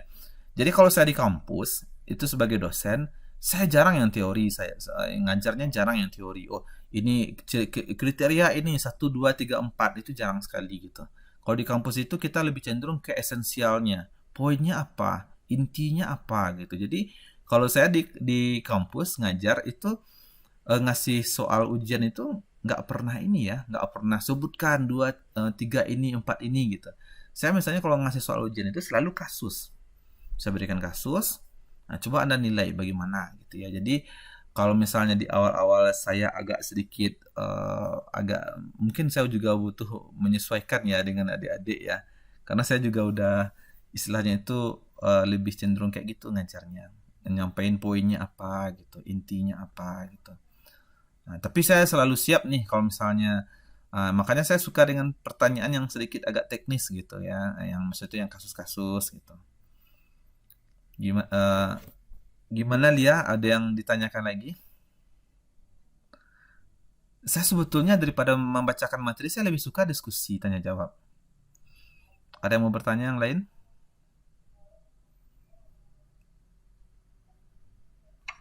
Pak, Ya, silakan. kalau mau buat ujian nih buat PPK itu ya Kak. Ya. Kalau materi manajemen itu yang sering keluar itu bagian mananya ya Kak? Kalau manajemen, wah, kalau saya boleh jujur ya, karena gini ya, saya kan di kelas ngajar ya, sebagai dosen ya, saya selalu ngomong sama mahasiswa saya, dosen itu boleh salah, tapi nggak boleh bohong, gitu ya. Jadi kalau dosen ngajar ada yang salah, gitu dia minta maaf ya. Jadi kalau misalnya dia nanya kayak gitu, saya jujur saya bilang saya nggak tahu gitu ya. Saya nggak begitu tahu gitu mana materi manajemen sering keluar, karena saya juga nggak sering juga baca soal gitu ya. Jadi kemarin itu kan saya diminta ngajar, ya udah saya memang ada paham lah ilmunya sedikit, lalu saya sharing gitu. Kalau mengenai soal mana yang sering keluar mengenai manajemen, saya tahu ya Dini ya, biasanya fungsi itu yang paling karena itu intinya manajemen, fungsi perencanaan, pengorganisasian, fungsi actuating ya. Actuatingnya apa bahasa Indonesianya ya? Actuating itu pelaksanaan ya, pelaksanaan atau memimpin, fungsi pelaksanaan, dan terakhir fungsi pengendalian. Biasanya tanya seperti itu. Contoh ya, misalnya gini. Misalnya dikasih contoh si manajer misalnya gini. Manajer Budi dia di akhir bulan melakukan rapat bersama dengan karyawannya. Misalnya gitu ya. fungsi manajemen apakah yang dilakukan? Yang A, perencanaan, kedua pengorganisasian, yang ketiga pelaksanaan actuating, atau yang keempat pengendalian. Jawabannya adalah pengendalian. Ya, atau misalnya manajer Andi, misalnya nama manajernya Andi, dia memberikan motivasi, semangat kepada karyawan yang ada masalah. Fungsi manajemen apa yang dilakukan? Itu fungsi pelaksanaan, actuating gitu. Itu biasanya, itu kalau saya ingat fungsi manajemen itu dia akan selalu keluar gitu. Nah, di sini kalau kita lihat ya, kalau teori-teori ini nggak akan begitu sering keluar ya. Nah, terus kayak misalnya manajemen produksi, ini juga bidang ya. Bidang dalam manajemen itu sebetulnya itu ada 4 ya. Yang umum ya, produksi, pemasaran, personalian SDM, sama keuangan. Administrasi ini sebetulnya enggak juga ya. Bukan bidang manajemen ya. Kadang-kadang ada, kadang-kadang tidak. Yang 4 di atas inilah yang wajib ada gitu. Ini kadang-kadang juga keluar. Palingan itu aja sih Lia yang sering keluar. Yang lain kayak misalnya ciri-ciri, nah ini kan ya, kayak misalnya jenis-jenis badan usaha, ini kadang-kadang ada juga keluar nih. Ya, jenis badan usaha itu kan ada perusahaan perseorangan, ada CV, ada PT ya. Terus ada saham. Palingan itu aja sih, karena materi manajemen sebetulnya nggak terlalu banyak ya. Nah, ya biasanya yang paling di ekonomi ini yang paling ramai keluar tuh kebanyakan materi ilmu ekonomi. Kayak kurva-kurva gitu. Gimana Lia? Terima kasih. Ya, biasanya pertanyaan mengenai manajemen itu keluarnya paling banyak cuma 2 atau 3, nggak begitu banyak. Ya. Jadi di dalam ilmu ekonomi itu dia ada 3 bidang itu ya. Yang pertama itu ilmu ekonomi, bagaimana ya kita mempelajari bagaimana ekonomi berjalan dalam sebuah negara. Yang kedua ilmu manajemen ya, bagaimana cara mengelola perusahaan. Yang ketiga ilmu akuntansi ya, ilmu akuntansi itu bagaimana cara membuat laporan keuangan. Nah, itu dia di dalam ilmu ekonomi ya. Tapi kalau saya lihat dari dulu, dari tahun ke tahun ya, itu misalnya kalau ada 15 soal ekonomi, itu palingan soal akuntansi itu cuma 1 atau 2. Soal manajemen paling banyak kan 3 lah gitu. Biasanya sampai 7 atau 10 lah, itu kebanyakan soal ilmu ekonomi gitu. Silakan kalau ada pertanyaan yang berikutnya. Boleh tanya lagi nggak, Kak? Boleh lah. Saya maunya tanya aja sampai akhir nih. Menurut kakak sendiri, menjadi manajer yang baik itu yang kayak gimana ya? Oh ya, nih. Saya kasih lihat ya. Nah, ini pertanyaan bagus nih. Nah, sebentar ya. Apa ngajar? Belum. Nah, ini saya kasih ya. Ini menarik sekali nih pertanyaannya nih. Ini betul-betul materi saya. Nah, kalau mau tanya manajer yang bagus itu seperti apa, cuman 3. Ya, nah saya kasih tahu ini ilmu profesor manajemen seluruh dunia nih ya. Nah, cuman 3 poinnya. Ya, yang pertama itu namanya problem solver. Karena di dalam sebuah perusahaan itu, ketika perusahaan atau organisasi ingin mencapai tujuannya, macam-macam tujuan. Apakah ingin dapat penjualan uang banyak atau apapun. Itu yang pertama, seorang manajer yang baik itu dia harus bisa menyelesaikan masalah. Apapun masalah yang terjadi, dia harus bisa selesaikan. Itu tugas pertama seorang manajer. Yang kedua, tugas manajer itu ya, bagaimana setiap pekerjaan selesai. Jadi, ini di bagian pengorganisasian tadi kan udah dibagi tuh job desk-nya. Kayak tadi cerita Lia tuh, misalnya Lia jadi manajer kedai kopi, kan udah dibagi tugas-tugasnya tuh. Si barista, si kasir, si pramusaji. Nah, tugas kedua seorang manajer itu adalah bagaimana dia memastikan setiap pekerjaan itu selesai. Tentunya selesai dengan cepat dan biayanya rendah. Yang ketiga, bagaimana do matter. Do matter artinya apa? Bagaimana ketika seorang manajer masuk ke dalam sebuah organisasi, organisasinya itu, perusahaan itu semakin naik kelasnya, semakin bagus dia. Semakin bagus kualitasnya. Kalau misalnya dulu ketika dia pertama masuk, misalnya perusahaannya itu penjualannya misalnya 10 juta 1 bulan. Setelah dia masuk, dibikinnya kebijakan-kebijakan, bulan besok 20 juta dia. Besok lagi naik lagi 40 juta. Itu manajer itu. bagaimana dia menciptakan perubahan. Jadi ada 3 ya. Yang pertama, ketika terjadi masalah dalam perusahaan, manajer harus bisa nyelesain.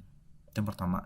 Yang kedua, dia bisa memastikan setiap pekerjaan yang ada pada setiap orang itu selesai dengan cepat, ya, dan mengeluarkan biaya yang rendah. Yang ketiga, bagaimana dia bisa membuat organisasi tersebut, perusahaan itu ke depannya itu semakin bagus prestasinya. Itu Siti, 3 aja tugas manajemen itu. Si manajer ya, inti dari ilmu manajemen itu. Jadi kalau bertanya Siti, apa sih manajer tuh Kak? Manajer itu adalah orang yang mengelola organisasi dan dia memastikan tujuan organisasi itu tercapai. Itu aja. Silakan pertanyaan yang lain. Nah, saya senang nih diskusi ya. Karena materi manajemen sebetulnya nggak begitu banyak. Tadi yang terakhir apa ya Kak? Yang pertama tadi kan kalau misalnya ada masalah, dia bisa menyelesaikan seluruh permasalahan ya, problem solver. Oke Siti? Itu yang pertama. Oke? Nah, yang kedua, Iya Kak.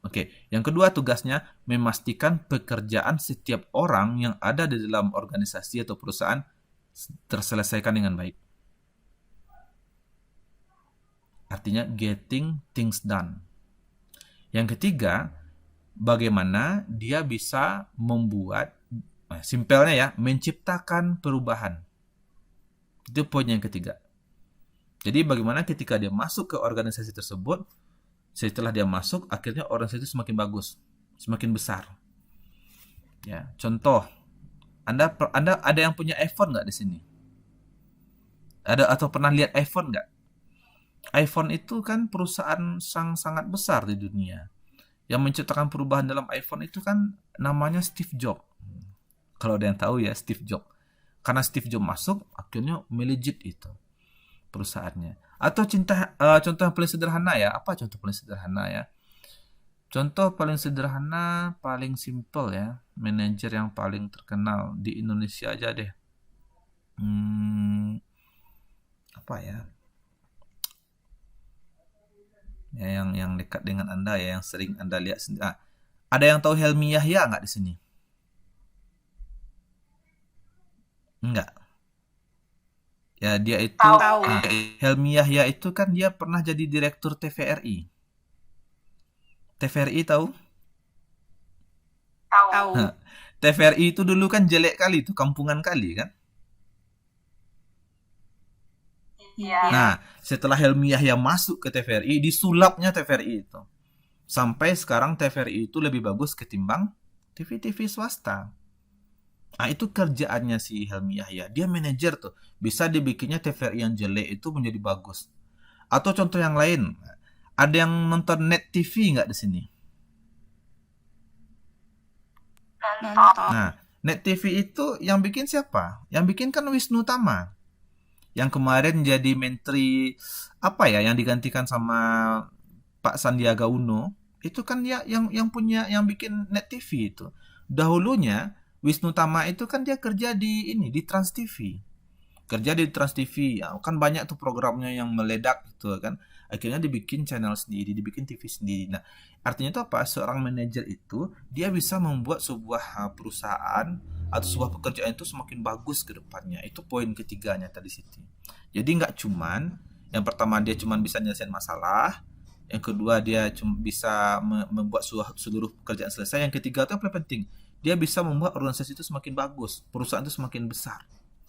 Itu tugas seorang manajer.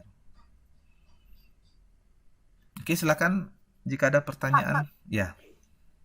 Kalau misalkan itu yang pekerjaannya itu selesai dengan cepat itu, sebenarnya yang cepatnya yang kayak gimana ya Kak?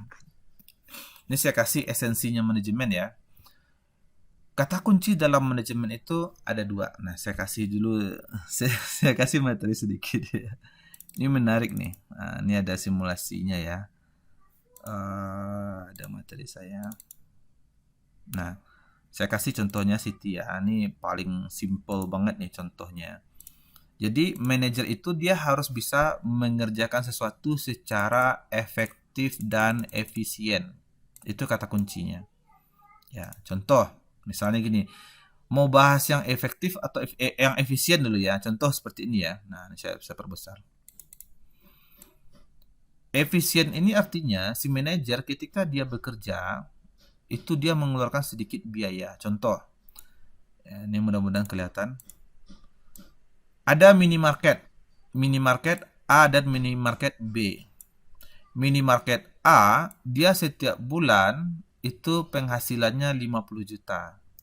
Minimarket B penghasilannya 45 juta. Ya. Yang menariknya, dengan pendapatan 50 juta, gaji karyawan yang dikeluarkan cuma 3 juta. Sedangkan si B dia 4 juta. Artinya itu apa? Efisien itu artinya apa? Dengan biaya yang lebih sedikit, dia bisa mencapai target yang lebih besar. Saya kasih nih contoh lain nih yang paling sederhana ya, efisien yang berikutnya. Contoh, ini paling simpel nih ya. Misalnya di kelas Anda, misalnya ada yang juara 1.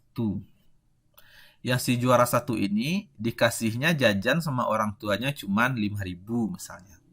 Bisa dia juara 1. Nilai rata-ratanya misalnya 9. Nah, sedangkan temannya itu dikasih jajan sama orang tuanya 100.000 sehari. Nilai rata-ratanya cuma 7.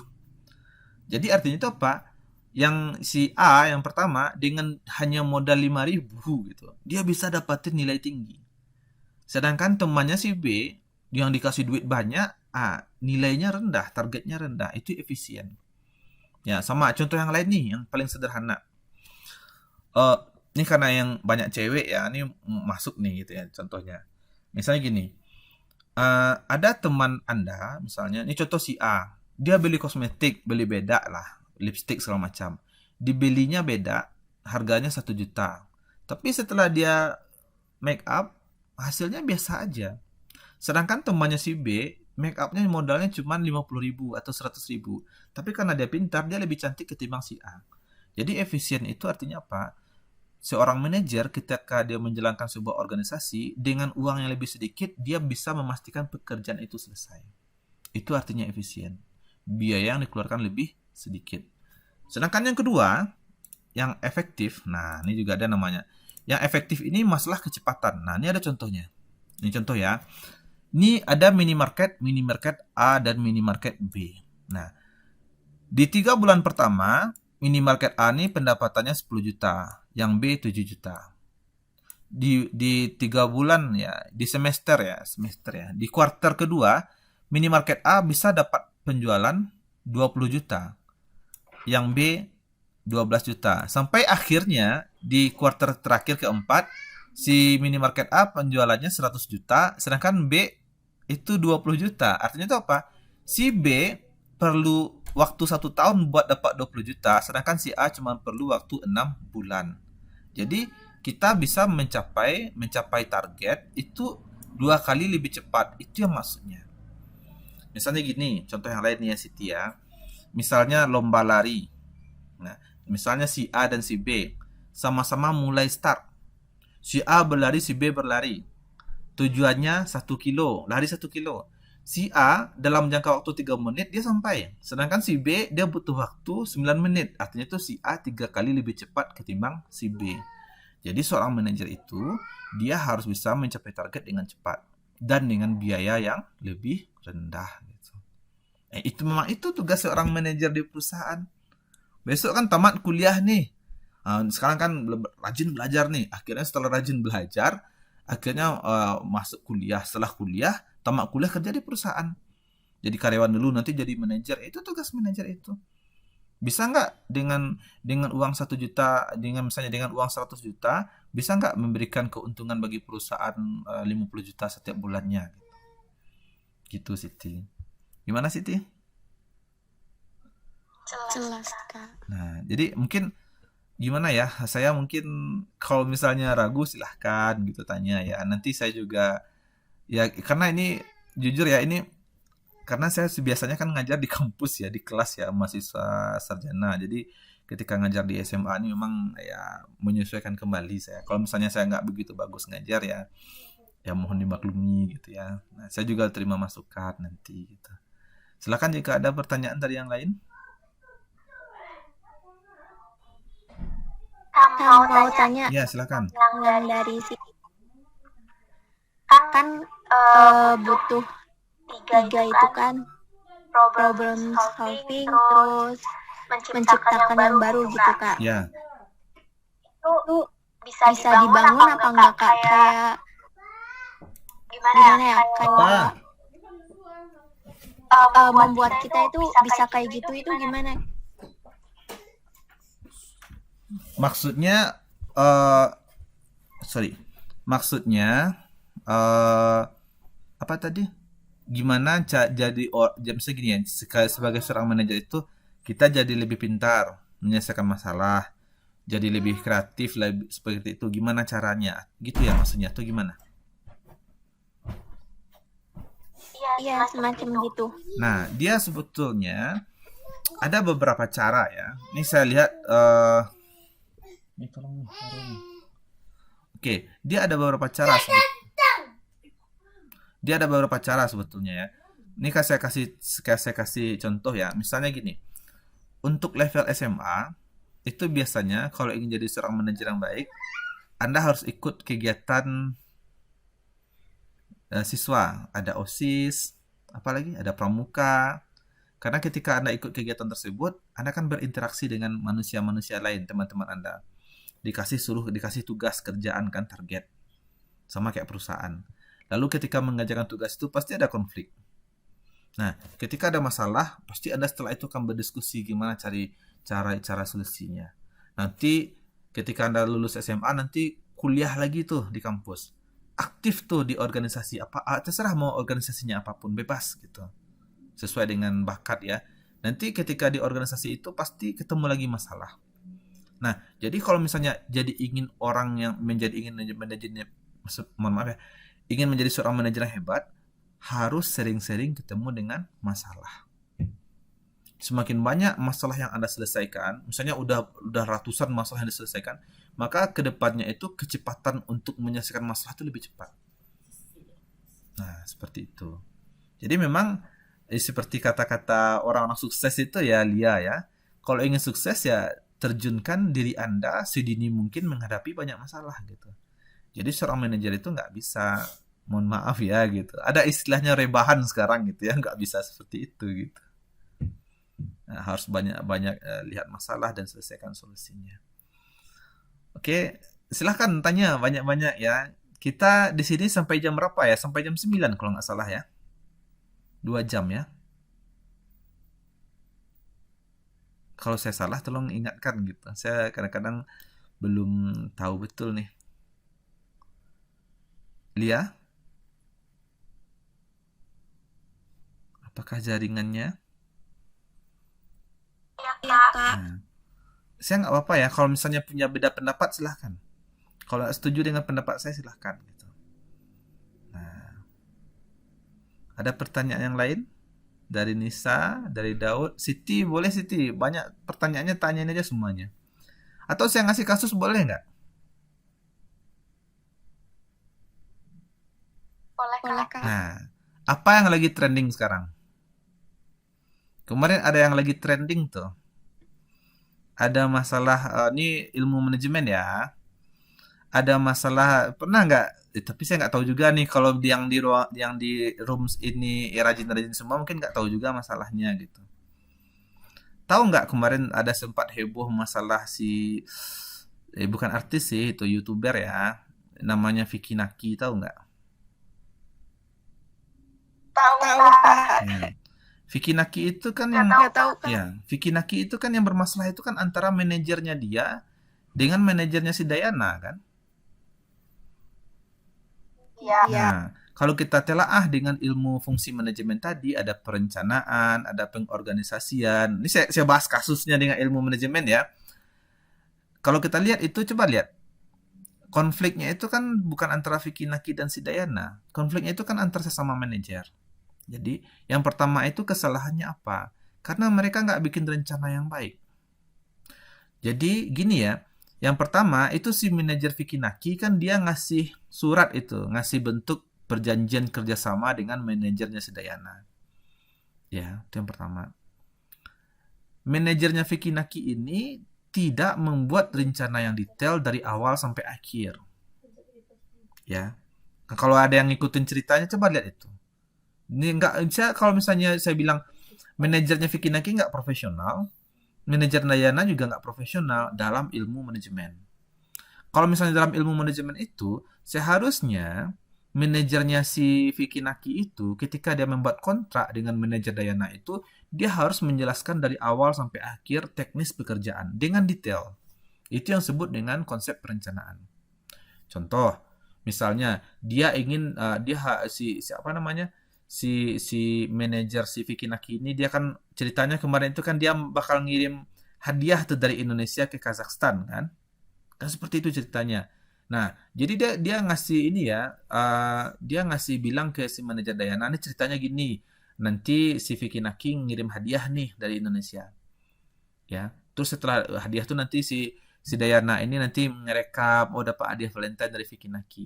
Kenyataannya apa? Manajer Vicky Naki itu nggak riset, nggak nanya dulu ke bagian pengiriman. Ternyata pengiriman dari Indonesia ke Kazakhstan itu ada masalah, ya, butuh waktu lama. Nah, harusnya kan dia riset dulu. Berarti manajernya si Vicky Naki nggak riset gitu, nggak bikin perencanaan yang bagus. Lalu di tengah jalan tiba-tiba manajer si Vicky Naki, karena dia nggak bisa ngirim produk, dimintanya lah si manajer si Dayana yang membelikan hadiah apa yang ada di Kazakhstan, ya kan itu rencananya nggak bagus gitu. Artinya itu seharusnya dari awal manajernya si Vicky Naki ini langsung minta, nanti tolong Dayana belikan produk dari Kazakhstan. Jadi itu salah satu contoh fungsi perencanaan. Jadi fungsi perencanaan itu harus dibikin sesempurna mungkin sehingga nanti ketika berada di tengah jalan nggak berubah lagi gitu. Nah, si manajernya si Dayana ini karena nggak ngerti, karena anak baru, disuruh-suruh sama manajer Vicky Naki mau aja gitu. Ya, ya kan perjanjian awalnya kan hadiah dikirim dari Indonesia. Setuju kan? Setuju manajer Dayana. Terus tiba-tiba karena kendala, disuruh tuh manajer si Dayana supaya bikin produk di Kazakhstan. Manajer Dayana terima aja, harusnya dia tolak dong. Kenapa dia tolak? Kan ini nggak sesuai dengan rencana awal gitu. Rencana awalnya kan si manajer Vicky Naki yang ngirimkan gitu. Harusnya ya tolak aja gitu. Karena kalau misalnya kalau dia terima kan dia nambah kerjaannya dia, kan itu bukan kerjanya dia. Akhirnya apa? Akhirnya sibuklah si manajer Dayana ini cari hadiah di Kazakhstan semacam rempong kan jadinya kan. Ternyata hadiah ini ada pula masalah ini masalah itu gitu. Jadi dari sisi perencanaan aja udah kacau itu yang pertama ya. Yang kedua, dari sisi pengorganisasian tidak adanya job desk yang jelas. Apa tugas manajer si Dayana, apa tugas manajer Vicky Naki gitu. Sebetulnya sekarang kayak kasus kemarin tuh yang harusnya ngirim hadiah tuh siapa? Saya nanya nih, kalau yang ngikutin ceritanya nih, boleh jawab ya. Harusnya ngirim hadiah itu ke Kazakhstan tugasnya siapa?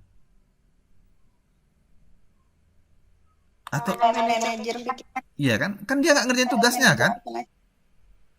Iya. Tiba-tiba dia minta aja kan manajernya si Dayana supaya beli hadiah, kan itu beli hadiah itu kan nggak gampang. Iya kan? Iya. Saya nggak membela siapapun. Nah, cuman kesalahannya si manajer si Dayana itu, dia itu terlalu overreaktif. Jadi sebetulnya salah itu kan manajer Vicky Naki kan. Dia overreaktif, dia foto. Setelah dia foto, setelah itu dia hapus lagi kan. Sedangkan kontraknya udah diselesaikan. Dari sana aja proses perencanaannya kacau gitu. Jadi gini ya, yang pertama rencananya nggak perfect tuh, nggak jelas. Yang kedua, bagi job desk-nya nggak jelas juga. Harusnya dari awal dibikin detail gitu. Yang tugas milih hadiah siapa, yang tugas ngirim siapa, manajer Dayana apa tugasnya, manajer Vicky apa tugasnya, si Vicky apa tugasnya. Yang kedua, yang masalah actuation, pelaksanaan tadi ya, leading itu. Kalau terjadi masalah, ya kan harus kita cari solusinya, problem solver gitu. Yang ini manajer Vicky Naki langsung aja main potong. Ya kan? Itu kan juga nggak boleh. Nah, manajer Dayana udah posting videonya, tiba-tiba langsung juga hapus. Nggak boleh juga kayak gitu. Jadi kalau misalnya kita ketemu masalah, kita cari apa penyebab masalahnya. Kita diskusikan. Lalu kita cari solusinya.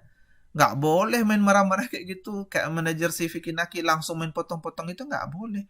Walaupun di dalam perjanjian ada istilahnya ada kebijakan, oh ya kalau nggak selesai nih potong, nggak boleh gitu. Sebelum dia motong dia tanya dulu, ini ada masalah, gimana solusinya, gimana ininya gitu. Jadi ilmu manajemen itu adalah kita memang bikin peraturan, tetapi peraturan itu nggak langsung kita eksekusi, ya kan? Sama kayak misalnya adik-adik semuanya di rumah dikasih tugas sama orang tua, misalnya adik-adik bandel misalnya, udah dilarang, misalnya gini ya, misalnya pulang di rumah jam 9 malam nih, paling lambat pulang misalnya, apapun kegiatan di luar. Lalu tiba-tiba sekali-sekali adik-adik pulang jam 10 gitu. Nah, orang tua adik-adik misalnya ngasih sanksi gitu ya. Kalau misalnya adik-adik pulang jam 10 malam misalnya, sanksinya apa? Sanksinya misalnya uang jajannya itu misalnya tidak dikasih selama 1 bulan. Tapi pertanyaannya ketika adik-adik melanggar pertama, apakah orang tua adik langsung memotong uang jajannya 1 bulan? Kan enggak. Dalam ilmu manajemen enggak boleh kayak gitu. Walaupun ada peraturan gitu ya. Misalnya terlambat pulang jam 10 malam nih, pasti ditegur dulu. Walaupun udah ada aturan. Kamu udah janji kan, kalau udah pulang malam dipotong 1 bulan. Tapi yang sekali ini kita kasih kompensasi, nggak boleh diulang lagi. Nah, dalam ilmu manajemen itu kan ada seninya juga. Jadi yang kasus si Vicky Naki itu kayak gitu kemarin. Terus kayak terakhir tuh, yang masalah pelaksanaan leadingnya bermasalah, yang terakhir pengendalian. Setelah terjadi masalah, ada nggak kedua belah pihak saling introspeksi diri? Ada nggak kedua belah pihak saling ya kita berembuk yuk gitu, kita evaluasi ini gitu.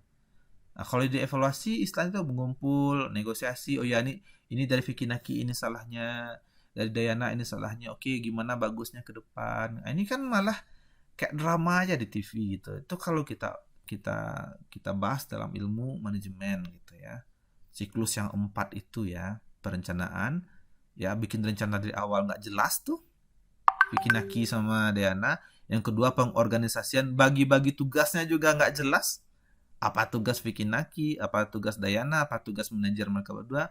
Yang ketiga, pas terjadi pelaksanaan, ketika terjadi masalah, nggak ada tuh saling memberikan solusi yang manajer Vicky Naki kan langsung marah-marah aja, langsung potong ini. Kan harusnya ada diskusi dulu. Yang terakhir, juga tidak ada pengendalian, kayak semacam evaluasi atau gimana.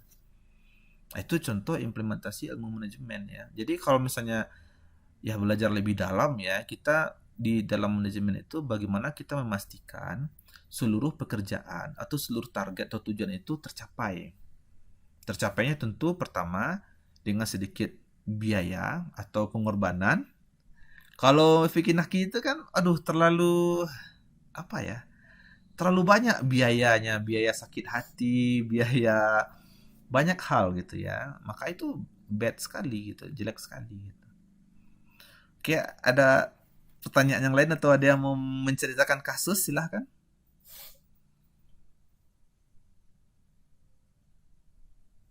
Jadi kita di manajemen kita banyak belajar kasus ya gitu. Oh, ilmu manajemen nggak asik gitu, nggak ada hitung-hitungannya. Emang nggak ada hitung-hitungannya. Ada sih manajemen keuangan ya, mengelola keuangan palingan itu. Tapi kebanyakan kita belajar kasus gitu ya. Silahkan. Siti, siapa lagi yang lain? Silakan bertanya. Kak mau nanya. Ya, silakan. Tadi kan ada manajemen sama sumber daya manusia itu. Jadi hubungannya apa antara manajemen sama sumber daya manusia? Oke, ini menarik nih ya. Saya jelaskan nih, ini kan bidang manajemen ya. Nah, bidang manajemen itu sebetulnya ada 4. Yang paling wajib ada 4. Jadi di dalam ilmu manajemen, Nisa hidupkan saja mic-nya bisa Nisa, biar kita enak langsung feedback. Yang nanya Nisa tadi ya. Oke. Ya. Nah, jadi gini Nisa ya, ilmu manajemen itu ditujukan untuk seorang manajer, calon manajer. Manajer ini tugasnya dialah mengelola organisasi atau perusahaan. Oke Nisa? Ya. Nah, supaya perusahaan ini bisa mencapai tujuannya. Nah, ketika sebuah perusahaan beroperasi, berjalan, ketika sebuah kedai kopi berjalan, itu ada 4 hal yang harus dia urus. Nah, pertanyaan Nisa, yang pertama, sumber daya manusia. Apa itu sumber manusia? Sumber daya manusia itu adalah semua manusia yang ada di dalam perusahaan itu. Jadi intinya itu, pertama, tugas SDM itu adalah dia harus ngerekrut orang-orang terbaik supaya masuk ke dalam perusahaan. Setelah orang-orang terbaik itu masuk, diberikannya pelatihan, ilmunya. Nah, nanti setelah orang-orang bisa bekerja dengan bagus, dimotivasi biar tambah bagus kerjanya, gitu. Biar mereka senang. Karena karyawan yang kerjaannya bagus, maka hasil kerjanya akan hebat, produknya. Kalau produknya bagus, nanti pasti konsumen puas. Gitu.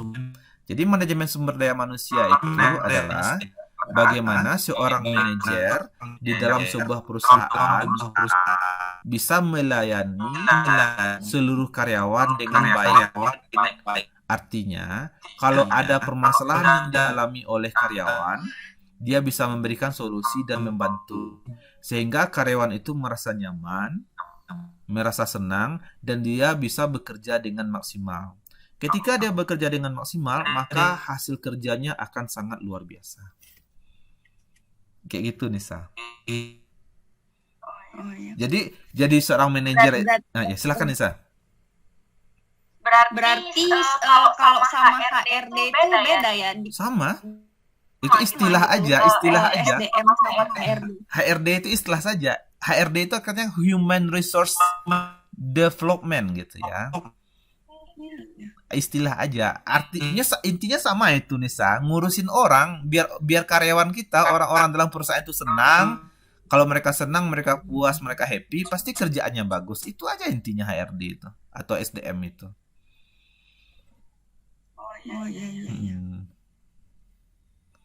Silakan pertanyaan yang berikutnya. Ilmu manajemen memang ilmu kasus ya, ilmu kasus gitu ya. Jadi lebih banyak enak diskusi. Nah, harapan saya, walaupun pertanyaan ilmu manajemen itu hanya 2 atau 3 ya, Anda bisa memahami esensi manajemen gitu. Silakan yang pertanyaan yang lain bebas ya. Atau mau? Jadi itu. Silakan Siti. Jadi suatu perusahaan yang besar atau yang baik itu tergantung dari manajemennya ya. Nah, ini menarik nih ya.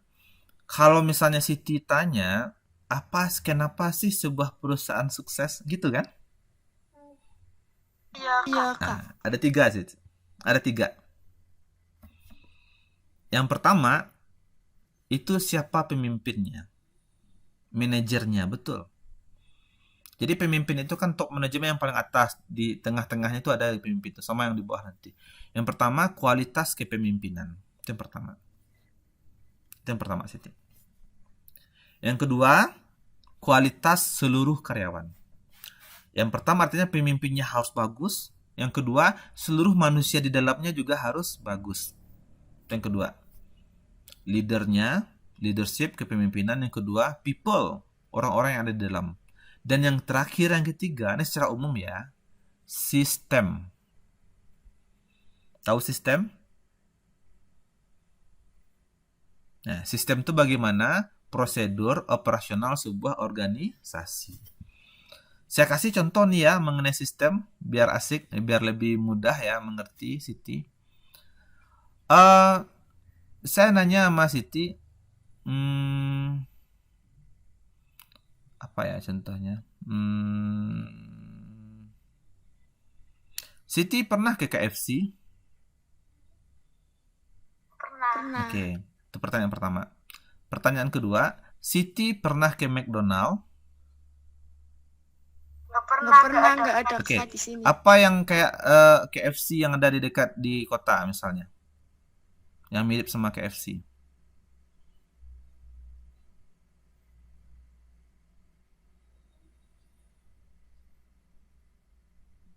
Halo, Siti? Hilang. Jaringannya Oh, putus-putus. Kak di sini. Iya. Misalnya kan ada KFC. Nah, contoh misalnya ada ayam kaki 5 kan? Kan sama-sama jual ayam, Siti ya.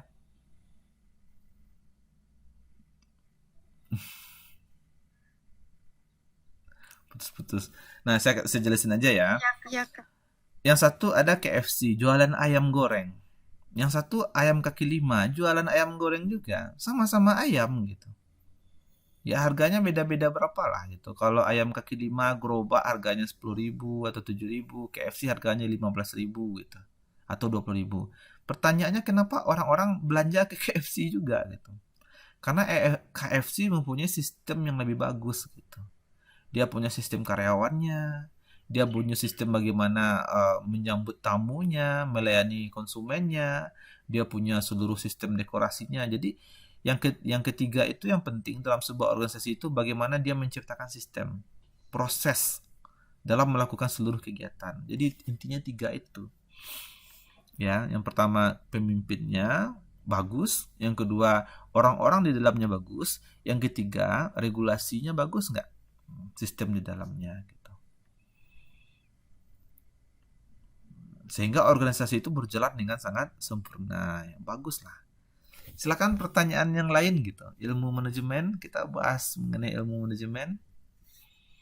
Ya, nanti saya kasih ya template ini sama adik-adik semuanya. Sebetulnya ilmu manajemen itu ya saya sangat setuju sekali ya dengan template ini. Sebetulnya ilmu manajemen itu udah selesai dengan satu slide ini saja. Ya. Nah, palingan kayak jenis-jenis usaha ini kan bisa dibaca aja nih. Simple ya, kerjasama. Ini aja ilmu manajemen sebetulnya, setuju saya. Tapi realitanya di lapangan ya dalam mengimplementasikannya itu memang ya yang nggak sesederhana yang kita bayangkan gitu. Silakan diskusi, pertanyaan.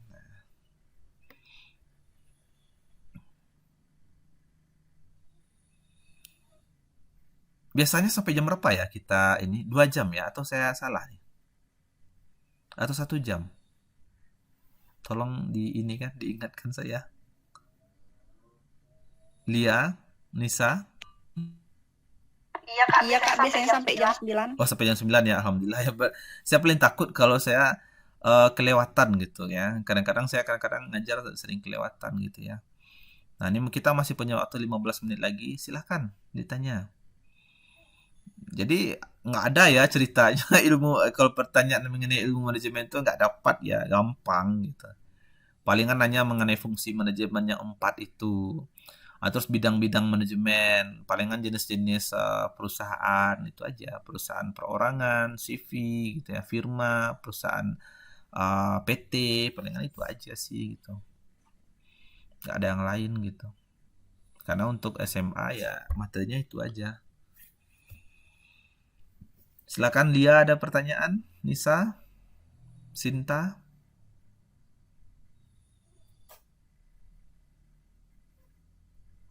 Iya Kak, Nisa mau nanya. Ya. Misalnya nih di suatu perusahaan kan perusahaan besar, kan itu karyawannya banyak tuh. Betul. Apa Ida nanti manajemen SDM-nya bisa ngejangkau segitu banyaknya karyawannya gitu, harus di satu-satu dijangkau gitu, apa ada masalah atau gimana. Nah itu nanti sistemnya gimana ya? Ini pertanyaannya Diaturnya. Ini pertanyaannya sangat bagus sekali Nisa.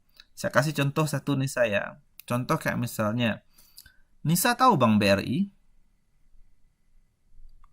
Tahu. Bank BRI itu ada di setiap kecamatan di Indonesia. Iya. Nah, jadi mekanismenya seperti ini. Ada BRI pusat. Ya, BRI pusat itu hanya satu. Di bawah BRI pusat itu ada namanya BRI regional. BRI regional itu dia membawahi setiap pulau. Misalnya, ini BRI pusat nih. Terus ada BRI regional Sumatera, regional Kalimantan, regional Jawa. Nanti misalnya gini ya, ini BRI nih, BRI yang pertama ya, misalnya BRI pusat, dia membawahi BRI Jawa. BRI Jawa ini nanti membawahi Jawa bagian barat, ya, Jawa bagian tengah, sama Jawa bagian timur. Nah nanti yang Jawa bagian barat itu dia membawahi 3, ya kan? BRI Banten, Jawa Barat, sama Jakarta misalnya. Nanti di Jakarta itu membawahi lagi 5 cabang di bawahnya. 5 cabang yaitu Jakarta Utara, Selatan, Barat, Timur, Pusat. Seperti itu. Jadi dia manajemen itu dia memang berlapis-lapis. Ada laporan-laporannya. Jadi yang dari kecamatan ngelapor ke tingkat kabupaten. Nanti kabupaten ngelapor ke tingkat provinsi. Nanti provinsi ngelapor ke tingkat subregional. Di atas itu ada regional. Baru yang di atas itu lagi bagian pusat. Jadi memang manajer itu kalau perusahaannya terlalu besar, lapisannya juga akan semakin luas gitu, semakin tebal juga. Nisa pernah memotong bawang nggak? Bawang merah?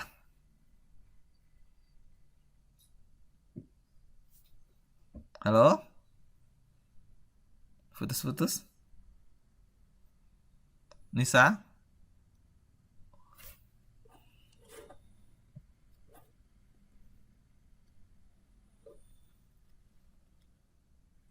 Habis baterai udah.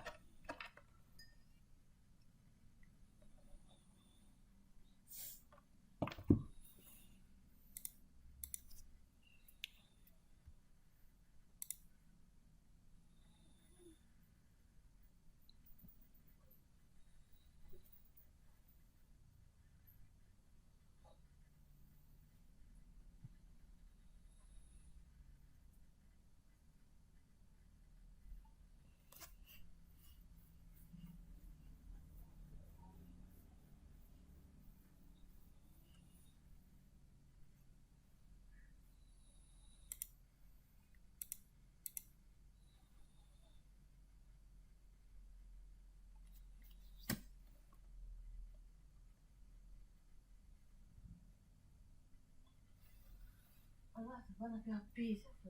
Alah,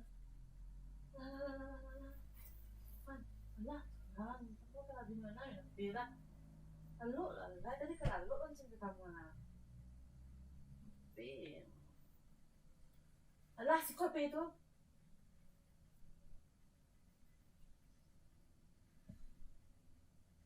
Mana nggak?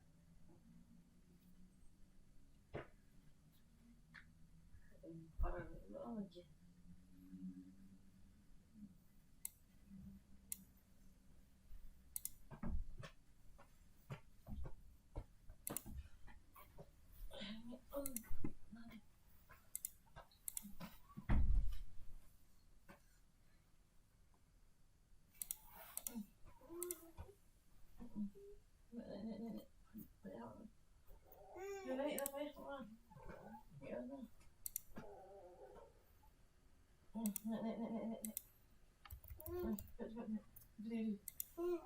Atas. Duduk sini, duduk depan mama. Nek.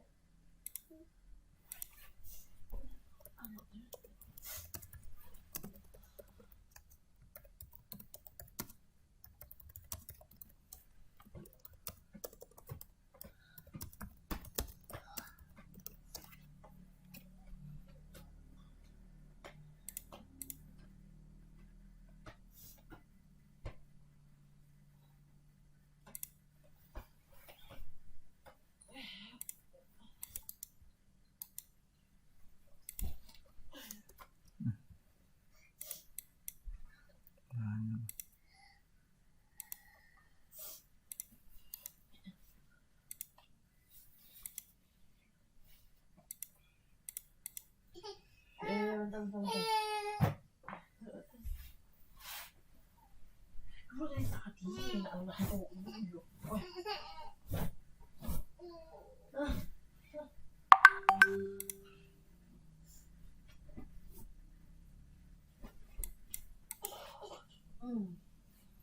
Kan namanya.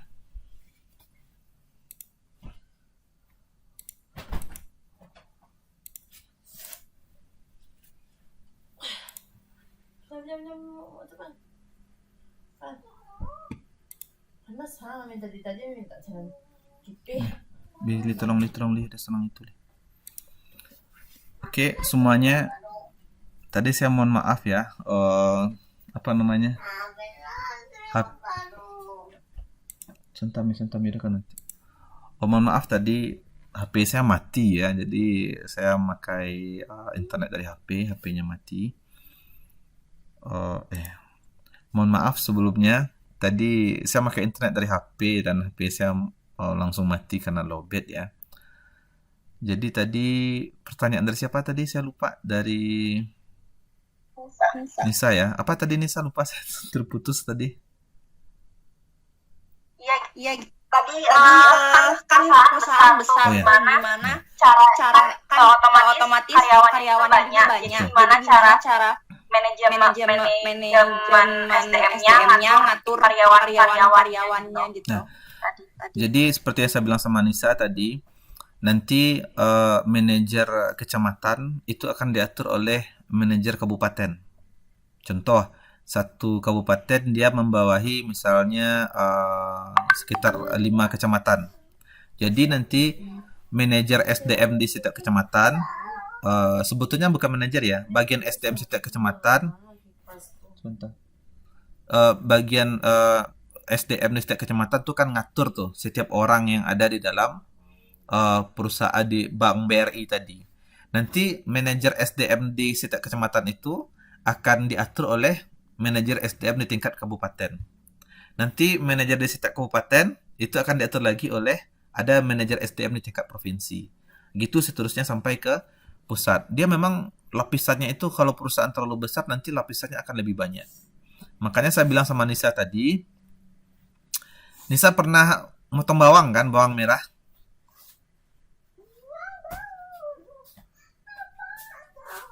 Iya, pernah Kak. Ketika Nisa motong bawang merah, kan banyak itu lapis-lapisannya. Iya. Nah, seperti itu juga dalam sebuah perusahaan. Semakin besar sebuah perusahaan, maka lapisannya akan semakin banyak. Nah, seperti itu. Nanti lapisan bawang yang paling dalam itulah yang kantor pusatnya. Dia akan mengatur yang di luarnya, terus seperti itu. Dan itu semuanya akan ada mekanisme pengaturannya. Nah, makanya saya bilang tadi yang penting sistemnya. Kalau sistemnya ada, dia pasti bisa. Sama kayak Nisa waktu di sekolah di SMA, murid-murid diatur oleh guru. Guru diatur oleh kepala sekolah. Kepala sekolah diatur oleh pengawas sekolah. Pengawas sekolah diatur oleh kepala misalnya dinas pendidikan gitu. Kebayang Nisa ya? Iya Kak, iya. Kasih. Waktu kita masih ada di jam saya masih ada sekitar 6 menit lagi. Mungkin ini pertanyaan terakhir. Silahkan jika ada yang ingin bertanya.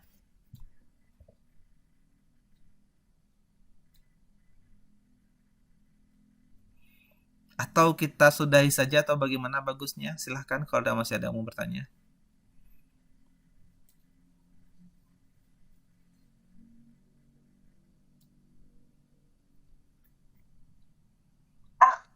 Nisa lagi aja Kak, tapi ini tentang saham.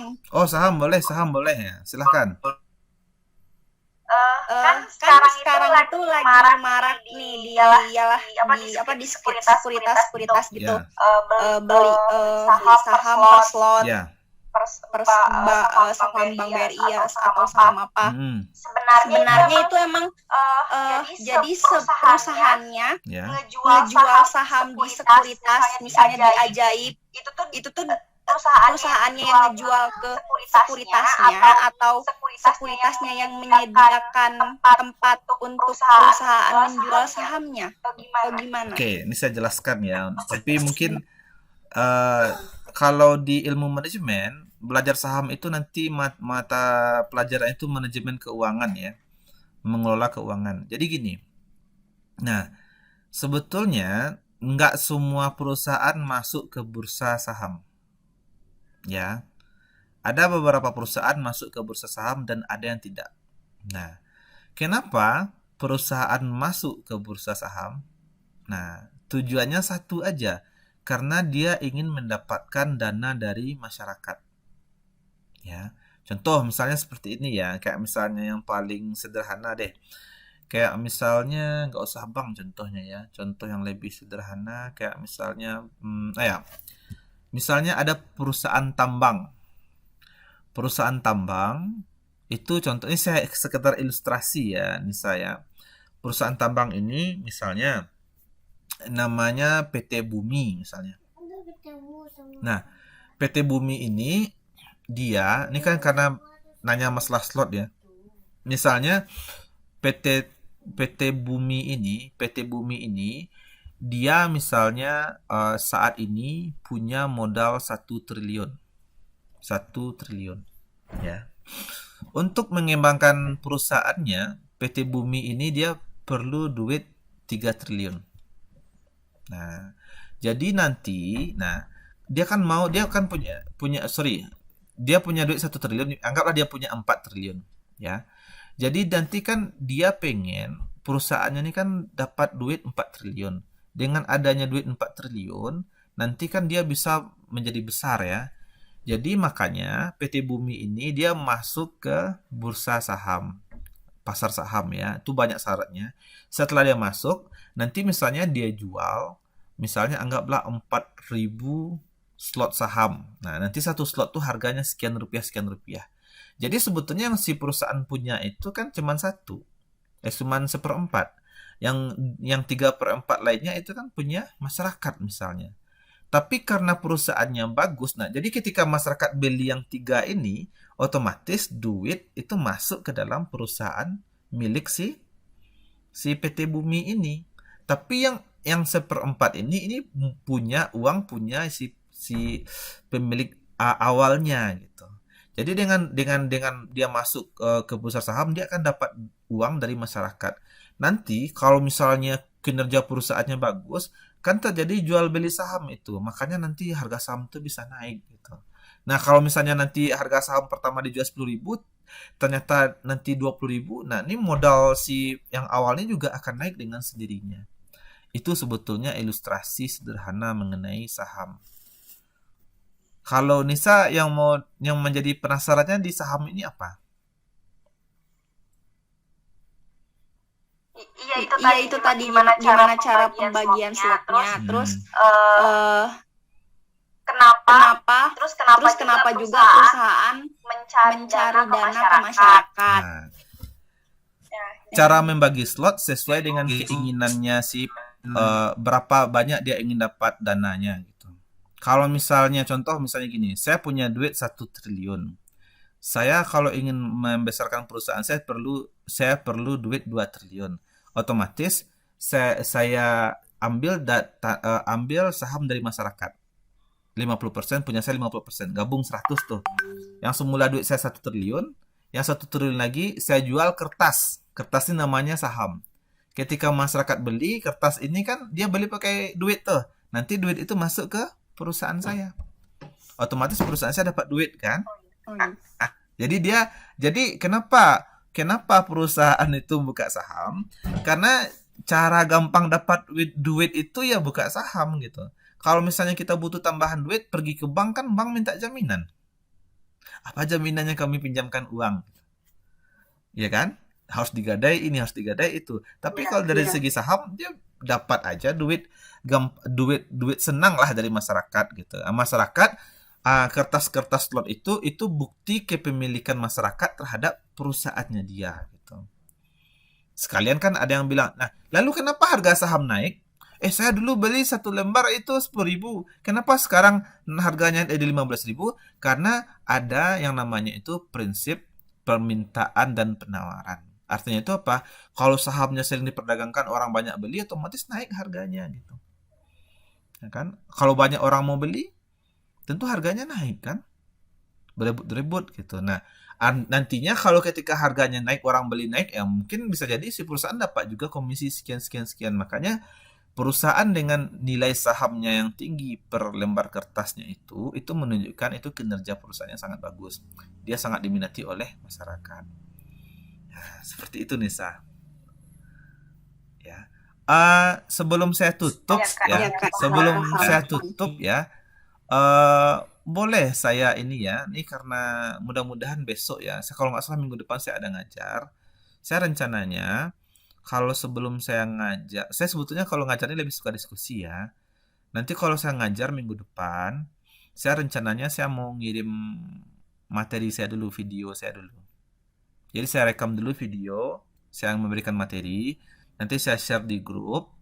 Nanti kalau sebelum dengan saya ya Zoom langsung ini, nanti silahkan lihat dulu video saya. Bagi yang nggak bisa lihat juga nggak apa-apa, bagi yang udah lihat juga oke ya.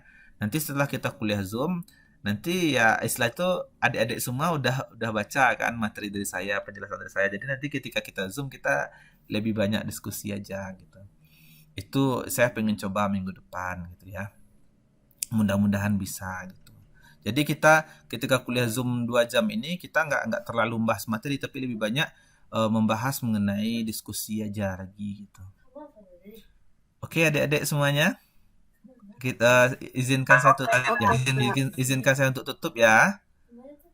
Nah, nanti juga materi mengenai manajemen ini juga saya akan sharing juga linknya sama adik-adik.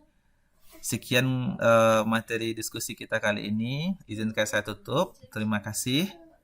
Assalamualaikum warahmatullahi wabarakatuh. Waalaikumsalam, Kak. Terima Makasih. kasih adik-adik semua. Saya izin live ya.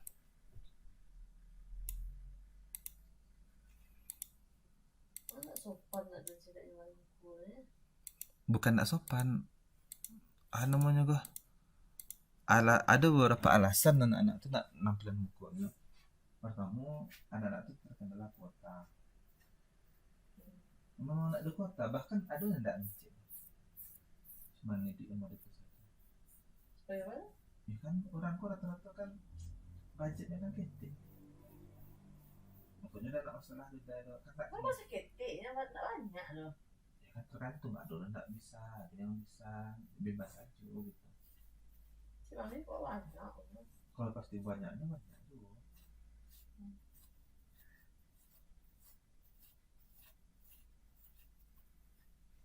Pernah ke situ tu jatuh sih nak jalan dia.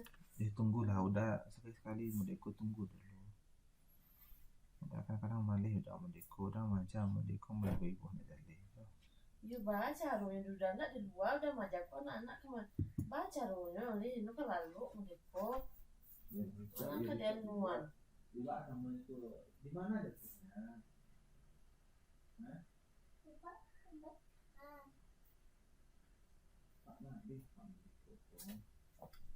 Kau nak bisa pas sudah majak aku disandung. Kalau udah majak, tak bawa barang-barang nak kesandung. Nak payu dah ke kafe di luar udah majak.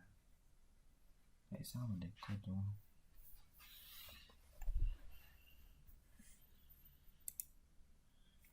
Lagi ada izin dah keluar.